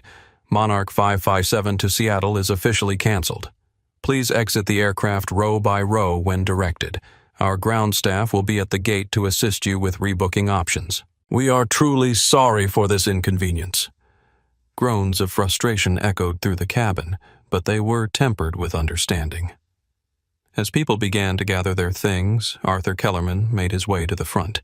He saw James Wilson speaking quietly with Captain Donovan. He waited patiently until they were finished.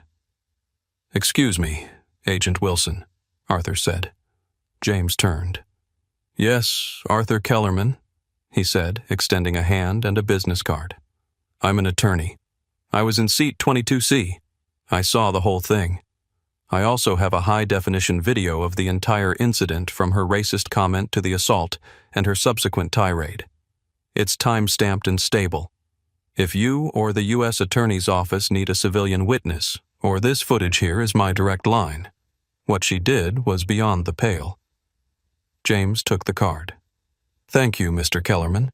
That might be very useful. I appreciate it." "It's the least I can do," Arthur said, giving a respectful nod. "Thank you for your service in more ways than one today." James simply nodded as the lawyer walked away. He was now just another passenger on a canceled flight facing the headache of rebooking. But his job here was done. The immediate threat was handled. Now the slow grinding wheels of justice and corporate karma would begin to turn for Rebecca Walsh. And they would be merciless. The jet bridge felt like a tunnel leading Rebecca Walsh into an uncertain darkness. Officer Davis and his partner walked on either side of her, not touching her, but close enough to intervene if necessary. Behind them, Diane Hernandez, the Monarch Airlines station manager, followed with brisk, efficient steps, already on her phone informing corporate headquarters of the developing situation. Rebecca walked in a daze, still struggling to process how quickly everything had unraveled. Just 30 minutes ago, she had been a respected senior flight attendant preparing for a routine flight. Now she was being escorted through the airport like a criminal. As they emerged from the jet bridge into the busy terminal, Rebecca instinctively hunched her shoulders as if trying to make herself smaller, less visible. But there was no hiding. Several passengers waiting at nearby gates had their phones out, filming the spectacle of a uniformed Monarch employee being escorted by police. "Is there somewhere more private we can go?" she asked, her voice barely above a whisper. Officer Davis nodded.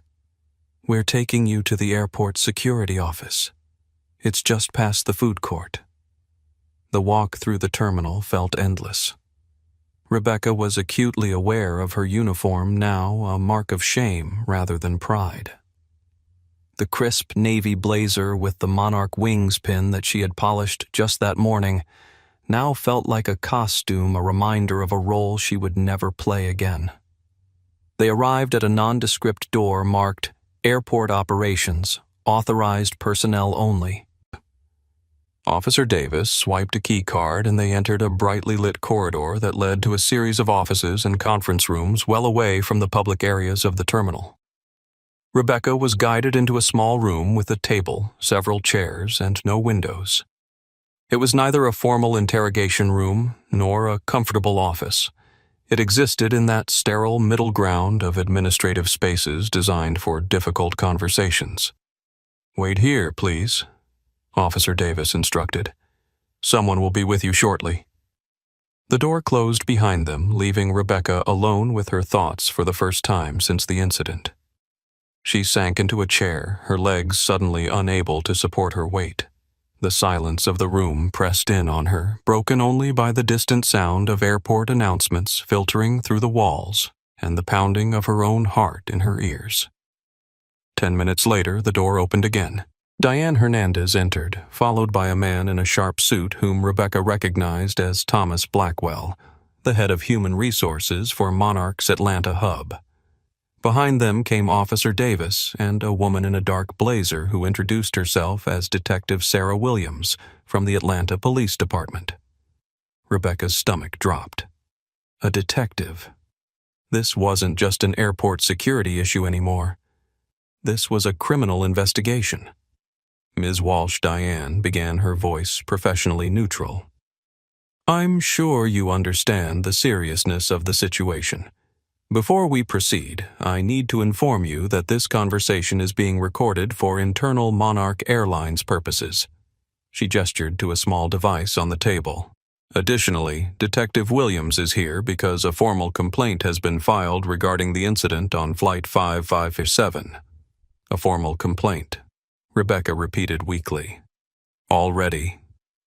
Yes, Detective Williams confirmed.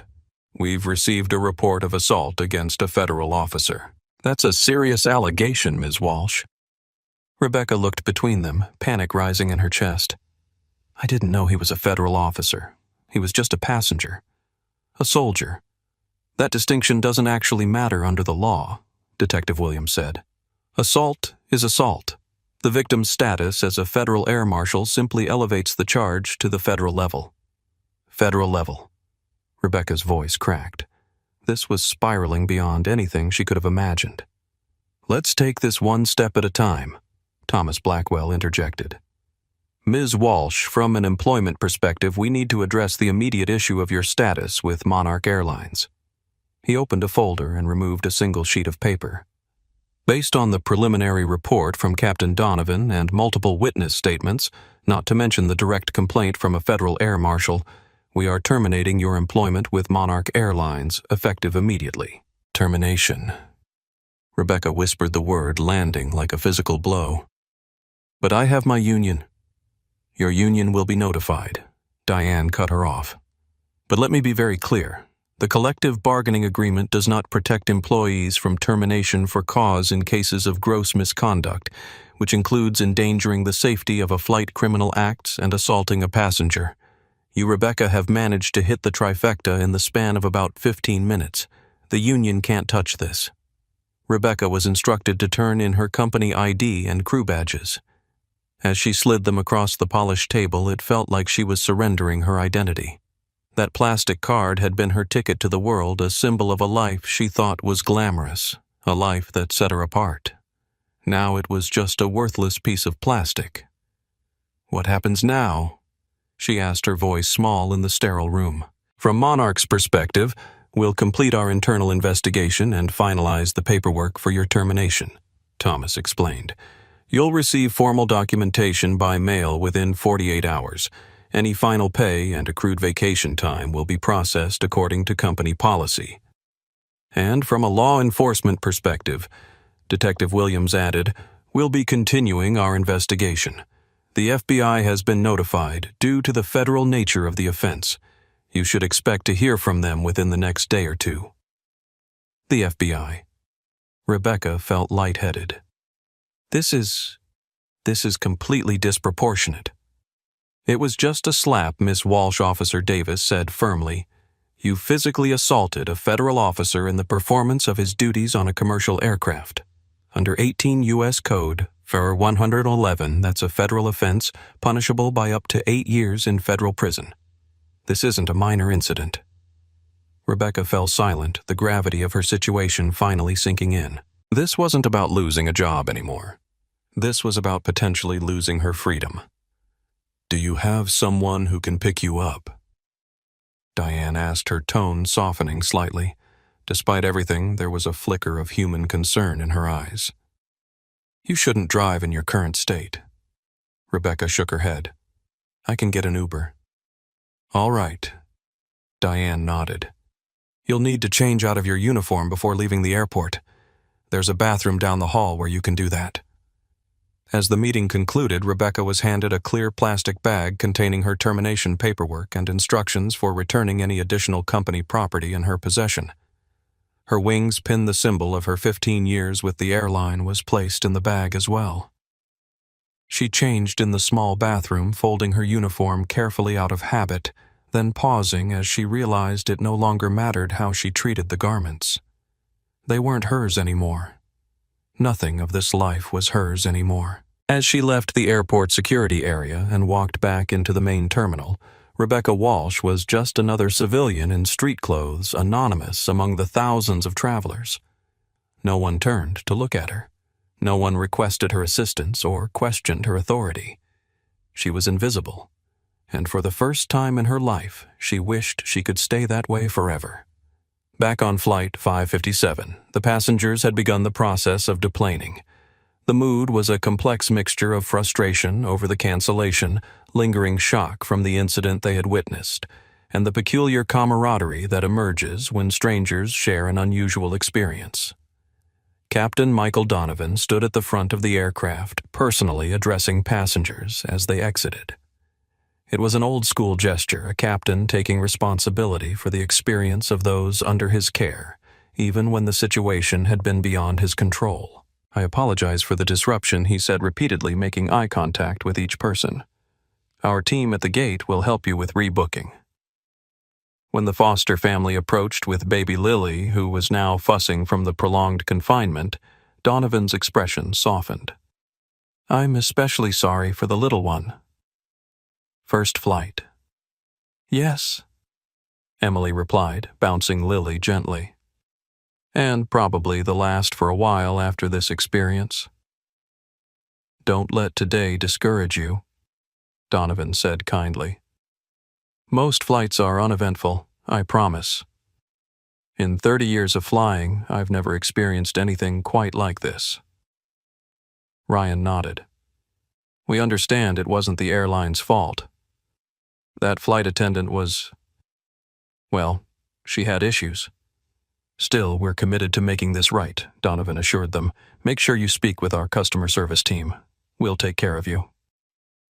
As the last passengers filed out, Gabriela Ramirez approached the captain. Her face showed the strain of the past hour, but she maintained her professional composure. "Captain, what happens now?" she asked. "With the flight canceled and Rebecca—" She trailed off, still processing the dramatic removal of her colleague. "Now we do what airlines always do," Donovan replied. "We adapt and we move forward. There will be an investigation reports to file and likely some procedural reviews, but the immediate concern is getting these passengers to their destinations." He glanced toward the gate area where Monarch staff were already setting up a makeshift rebooking station. "It's going to be a long night for the gate agents." Out in the terminal, the scene at gate C-34 was controlled chaos. The sudden cancellation of a full flight to Seattle had created a logistical nightmare.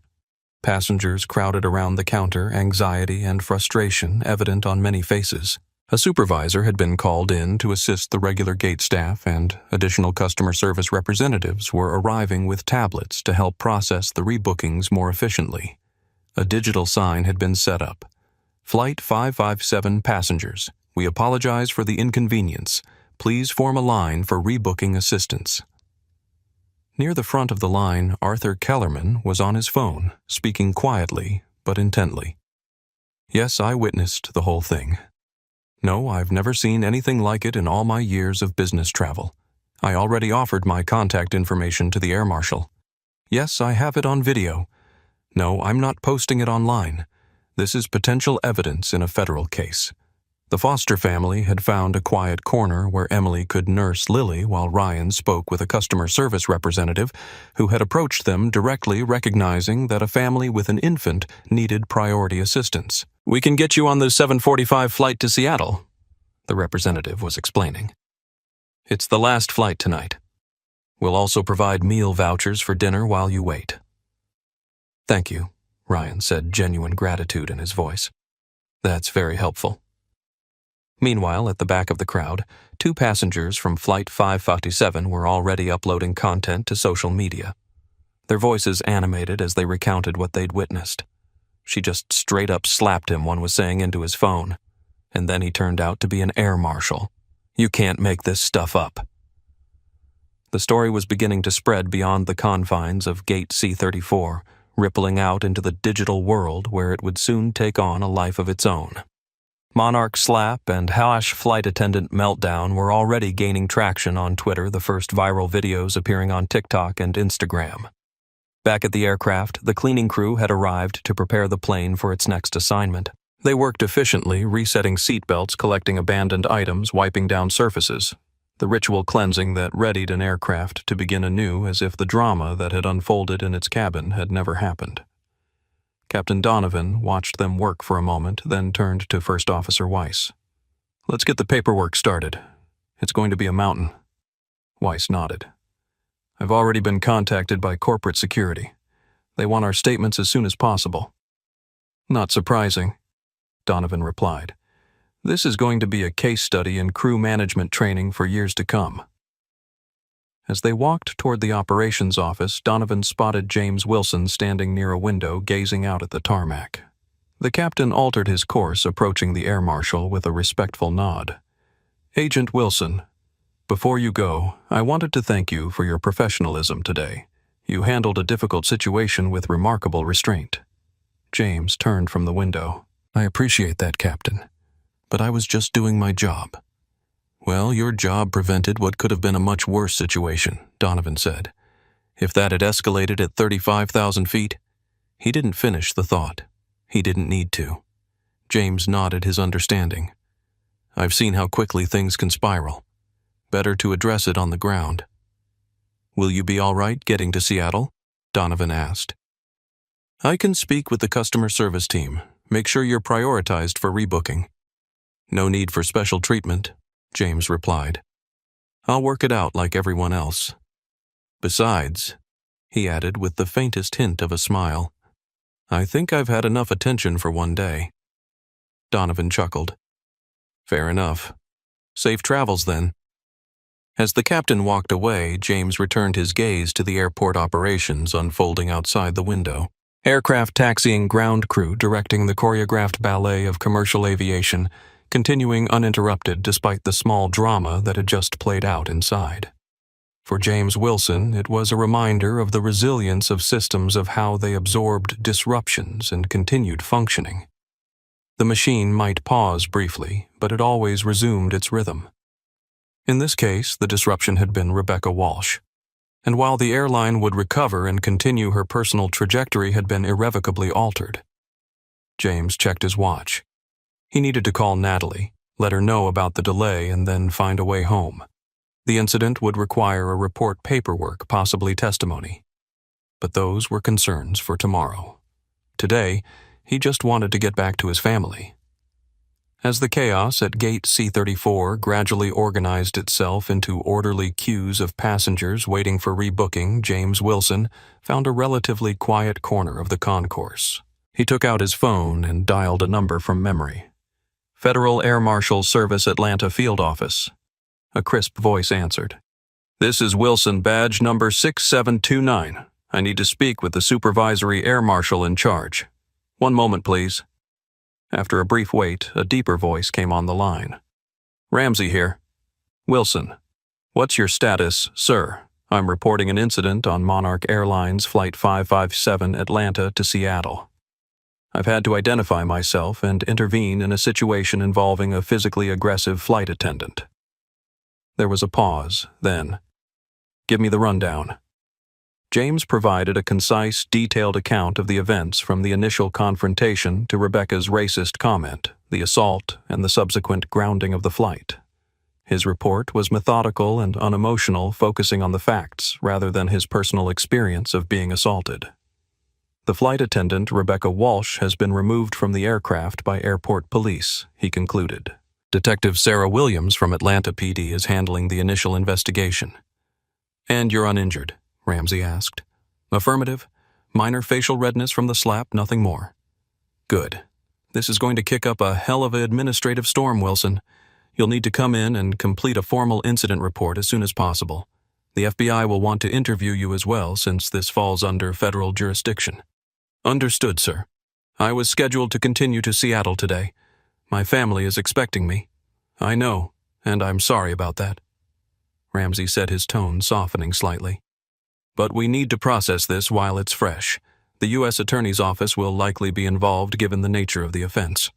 James sighed internally but maintained his professional demeanor. Yes, sir. I can report to the field office immediately. Do that. And Wilson, sir, good work maintaining your cover as long as you did. Many agents would have identified themselves the moment things got heated. Your restraint probably prevented a much bigger scene. Thank you, sir. After ending the call, James took a moment to collect his thoughts before making a much more difficult call. He dialed home. Natalie answered on the second ring. James, are you boarding soon? The sound of his wife's voice, warm, expectant, filled with the anticipation of his return, made the weight of the day's events suddenly heavier. Hey, Nat, he said, trying to keep his voice steady. There's been a change of plans. My flight was canceled. Canceled. Why? The weather looks fine in Seattle. James hesitated. He didn't want to worry her, but he also wouldn't lie. There was an incident on the plane before takeoff. Nothing dangerous, but it resulted in the flight being grounded. An incident. Natalie's voice sharpened with concern. What kind of incident? Were you involved? I was peripherally involved. Yes. He chose his words carefully. A crew member behaved inappropriately. I had to identify myself as an air marshal. There was a pause as Natalie absorbed this information. She understood his work well enough to know that revealing his identity was a significant step one he would only take if absolutely necessary. James, she said slowly, what aren't you telling me? He sighed, knowing he couldn't shield her from the full story. The flight attendant made some racist comments toward me, and when I didn't react the way she wanted, she slapped me. She what? Natalie's voice rose in disbelief and anger. Are you okay? I'm fine, Nat. Truly. It was more startling than painful. I don't care if it didn't hurt. She assaulted you. Please tell me she was arrested. She was removed from the flight. There's an investigation underway. But listen, that's not the immediate issue. I need to go to the field office to file a report, which means I won't be making it home tonight. He could hear Natalie's deep breath, the sound of her processing her anger and disappointment. Okay, she finally said. I understand. Duty first as always. I'm sorry, Nat. I was really looking forward to being home tonight. I know you were, she said, her voice softening. Dylan will be disappointed, but he'll understand. He's proud of what you do, you know. We both are. Tell him I'll call before bedtime, okay, and I'll be on the first flight tomorrow once I'm cleared to leave. I will. And James? Yes. I'm proud of how you handled it. I know it couldn't have been easy to stay calm in that situation. After ending the call with Natalie, James made his way through the terminal toward the exit. He needed to find ground transportation to the Federal Air Marshal field office located in a nondescript building near the airport. As he walked, he noticed people glancing at his uniform, at the visible mark still on his cheek. He was used to being anonymous, to blending into crowds unnoticed. Today, that invisibility had been compromised. Before he reached the exit, he heard someone calling from behind him. Agent Wilson. Excuse me. He turned to see Arthur Kellerman hurrying toward him, briefcase in hand. Mr. Kellerman? James acknowledged. I thought you'd be in the rebooking line. Already taken care of, Arthur said. Perks of frequent flyer status. I wanted to catch you before you left. I've sent that video to my secure cloud storage. Here's a QR code that will give law enforcement access if needed. He handed James a business card with a QR code printed on the back. Thank you, James said, genuinely appreciative of the lawyer's thoroughness. This will be helpful. It's clear-cut from a legal perspective, Arthur said, his professional assessment evident in his tone. Unprovoked assault, clear racial animus expressed beforehand, multiple witnesses. The airline will be facing significant liability, not to mention the criminal aspects. James nodded. It's out of my hands now. Other agencies will handle the investigation and any prosecutions. Arthur studied him for a moment. You're remarkably calm about all this. If someone had slapped me and called me, well, said what she said to you, I'd be livid. Getting angry wouldn't have improved the situation, James replied simply. My job was to ensure the safety of that aircraft and everyone on it. Personal feelings don't factor in. Still, Arthur said, I'm sorry you had to experience that, especially in uniform. It was disgraceful. Unfortunately, it's not the first time I've encountered prejudice, James said, but addressing it effectively is more important than dwelling on it. Arthur nodded, understanding the subtext of James's measured response. Well, if you need anything, witness statement, testimony, whatever, you have my contact information. I fly through Atlanta twice a month, so I'm available if needed. With a handshake, they parted ways. James continued to the exit, his mind already organizing the sequence of events into the formal report format he would soon have to complete. The incident would be documented, processed, and eventually resolved through official channels. The system would work as designed. But as he stepped outside into the humid Atlanta afternoon, James allowed himself a brief moment of unguarded humanity. He closed his eyes, felt the sun on his face, and released a deep breath. Not just the recycled air from the airplane, but the weight of restraint he had maintained throughout the confrontation. For just that moment, he wasn't Air Marshal Wilson or Master Sergeant Wilson. He was just James, a man who had been demeaned and assaulted because of the color of his skin, and who was now facing yet another night away from the family he missed desperately. Then the moment passed. He squared his shoulders, hailed a cab, and prepared to do his duty. The personal reckoning would have to wait. It always did. 1 year after the incident on Monarch Airlines Flight 557, James Wilson found himself once again on a commercial flight. He was traveling from Atlanta to Denver for a training seminar, seated in an aisle seat in economy class. He wore civilian clothes, jeans, and a simple navy polo shirt, his Air Force uniform and Federal Air Marshal credentials safely stowed in his carry-on. The boarding process was smooth, the flight attendants professional and courteous. James observed them with the automatic vigilance that had become second nature in his years of service, noting their positioning, their attention to safety protocols, their interactions with passengers. It was a habit he couldn't turn off even when technically off duty. As the plane reached cruising altitude and the seatbelt sign dinged off a flight attendant, began the beverage service.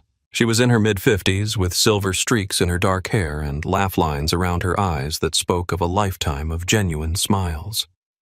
"What can I get for you, sir?" she asked when she reached his row. "Ginger ale, please," James replied. She poured his drink with practiced efficiency, handing him the plastic cup with a warm smile. "There you go. Enjoy your flight." "Thank you," James said. Then after a moment's hesitation, he added, "I appreciate what you do."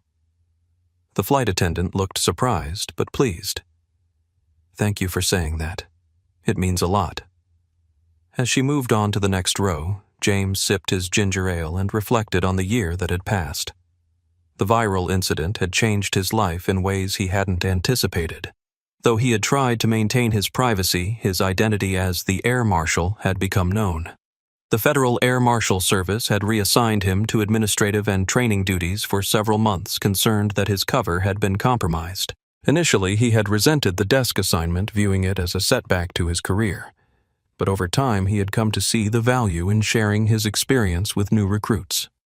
His story had become a case study in threat assessment de-escalation techniques and the complex intersection of security protocols with issues of race and authority. The Secretary of Defense commendation had been unexpected. James had been honored at a small ceremony with Natalie and Dylan beaming proudly from the front row. The citation had praised his exceptional judgment and restraint in a volatile situation, noting that his actions had prevented escalation and ensured the safety of all passengers and crew. James had accepted the commendation with characteristic humility, uncomfortable with being celebrated for simply doing his job. What had stayed with him wasn't the medal or the certificate, but something Dylan had said afterward. "Dad?" his son had asked as they left the ceremony. Why didn't you hit that lady back when she hit you? James had considered the question carefully before answering. Because that wouldn't have solved the problem, buddy. It would have made it worse. But she was being mean and racist, Dylan had persisted. My friend Jake said you should have arrested her right away. Sometimes the strongest thing you can do is stay calm when everyone else is losing their cool, James had explained. My job wasn't to punish her. It was to keep everyone safe. The conversation had continued that evening at home, evolving into a deeper discussion about race authority and the responsibilities that came with power. It was a heavy topic for a 10-year-old, but James believed in being honest with his son about the realities he would face growing up as a young black man in America. Now, gazing out the airplane window at the clouds below, James thought about Rebecca Walsh. He rarely dwelled on her, but occasionally he wondered what had become of her. He had declined to make a victim impact statement at her sentencing, feeling that his professional role in the incident outweighed his personal response to her assault. He had seen the online vitriol directed at her, the gleeful pile-on as millions of strangers dissected her worst moment. While he couldn't find sympathy for her actions, he took no pleasure in her destruction. Justice to him wasn't about vengeance or humiliation. It was about accountability and hopefully change. The one thing he had insisted on when the Air Marshal Service Public Affairs Office was crafting their response to media inquiries was that his race be mentioned directly. Don't sanitize what happened, he had told them. This wasn't just about a flight attendant assaulting a passenger or a federal officer. It was about a white woman calling a black man your kind before slapping him. If we pretend that's not what happened, we're part of the problem. His phone buzzed with a text message from Natalie. Just checking in. How's the flight? Smooth, he typed back. Should land on time. Miss you and Dylan. We miss you too. Dylan has big news, aced his math test. He can't wait to tell you all about it. James smiled, feeling the familiar warmth that thoughts of his family always brought.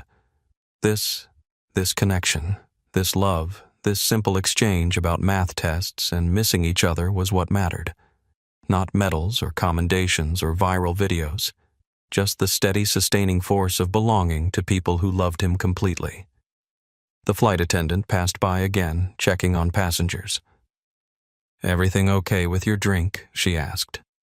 Perfect. Thank you, James replied. As she moved on, he returned to the book he'd been reading, a biography of Thurgood Marshall. But his thoughts kept drifting to broader reflections on the year that had passed. The incident had changed him, though not in ways visible to casual observers. He was still Master Sergeant Wilson, still Agent Wilson, still husband and father and son. But something in his understanding of his role, both in uniform and out of it, had deepened. He had always known that his uniform, his bearing, his very existence as a black man in a position of authority challenged certain people's worldview. What had changed was his acceptance that sometimes, simply by being who he was, he would force confrontations with that worldview. And when those confrontations came, he would face them with the same quiet dignity and unshakable resolve that had carried him through that April day on Flight 557. Not because he had to prove anything to anyone, but because that was who he was. 2 years after the incident on Flight 557, Rebecca Walsh was restocking napkin dispensers at Frank's Diner during a quiet afternoon lull. The lunch rush had ended, and only a few customers lingered over coffee and pie. The television mounted in the corner was playing a local news segment about an upcoming air show at the nearby military base. Rebecca barely glanced at it. She had learned to tune out news reports, especially anything related to aviation or the military. Such stories inevitably triggered memories she preferred to keep buried. The bell over the door jingled, signaling a new customer. Rebecca didn't look up, focused on her task and the mental calculations of how much tip money she might make on today's shift. She needed to make her car insurance payment by Friday, and she was still $20 short. "Table for one, please," a male voice said to Doris, the hostess. Something about the voice, its measured tone, its quiet authority made Rebecca freeze. She knew that voice. It had haunted her dreams for 2 years. Slowly she raised her eyes. Standing at the hostess stand was James Wilson. He was in civilian clothes, khaki pants, and a light blue button-down shirt, and carried a small duffel bag. He looked exactly as he had in the news clips and social media posts she had once obsessively followed. Composed, dignified, his bearing unmistakably military, even in casual attire. Doris led him to a booth near the window on the opposite side of the diner from where Rebecca stood. He sat down, his back to her, and accepted a menu. Rebecca's heart hammered in her chest. Her palms grew sweaty, and the familiar sensation of panic began to rise. Her therapist had warned her about this, the possibility of encountering triggers in everyday life, the need to develop coping mechanisms for when the past suddenly intruded on the present. She took a deep breath, counting silently as she had been taught. 4 counts in hold for 7, release for 8. The technique helped, but only marginally. Her mind raced with questions and fears. Would he recognize her? Would he make a scene? Should she hide in the kitchen until he left? Should she ask Frank to take over his table? Before she could decide on a course of action, Doris approached her. "Becky, honey, can you take table 12? I've got to make a phone call. My daughter's school just called." Rebecca looked at the table number on the check. Table 12. James Wilson's table. I don't think she began. But Doris was already hurrying toward the office, leaving Rebecca standing alone with the check in her trembling hand. This was it. The moment she had dreaded, and in some strange way anticipated for 2 years. The direct confrontation with the man whose life had intersected with hers in that catastrophic moment on Flight 557. With legs that felt like lead, she approached the table. James was studying the menu, unaware of her presence. She cleared her throat. "Good afternoon," she said, her voice barely above a whisper. "Can I get you something to drink?" James looked up, and for a moment there was no recognition in his eyes. Just the polite acknowledgement a customer gives a server. Then awareness dawned, and his expression shifted not to anger or disgust, but to something more complex. Surprise, certainly, and a wariness that was entirely understandable. "Ms. Walsh," he said quietly. "Yes," she confirmed, looking down at her order pad rather than meeting his eyes. "Would you prefer a different server? I can get someone else?" James was silent for a long moment, studying her. She had changed dramatically from the woman he remembered. The arrogant posture was gone, replaced by a hunched defensiveness. Her face, once carefully made up to project authority, was now bare of cosmetics and lined with stress. Her hair, which had been immaculately styled in her flight attendant days, was now pulled back in a simple ponytail. "No," he finally said. "That won't be necessary. I'll have coffee, please. Black." Rebecca nodded and turned quickly, retreating to the coffee station. Her hands shook as she filled a mug, causing hot liquid to splash onto her fingers. She barely felt the burn, her mind consumed by the surreal situation. Of all the diners in all the towns in all the world, he had to walk into hers. She returned with the coffee, setting it carefully on the table without meeting his gaze. "Are you ready to order, or do you need a few minutes?" "I'll have the club sandwich and fries," he said. "I'll put that right in, Rebecca," responded, taking the menu and turning to leave. "Ms. Walsh," James said, stopping her. "You don't need to be afraid of me." The simple statement, delivered without condescension or pity, broke something in Rebecca.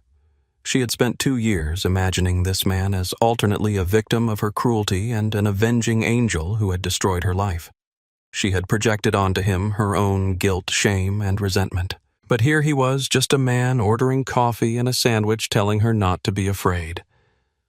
"I'm not afraid of you," she said, finding her voice.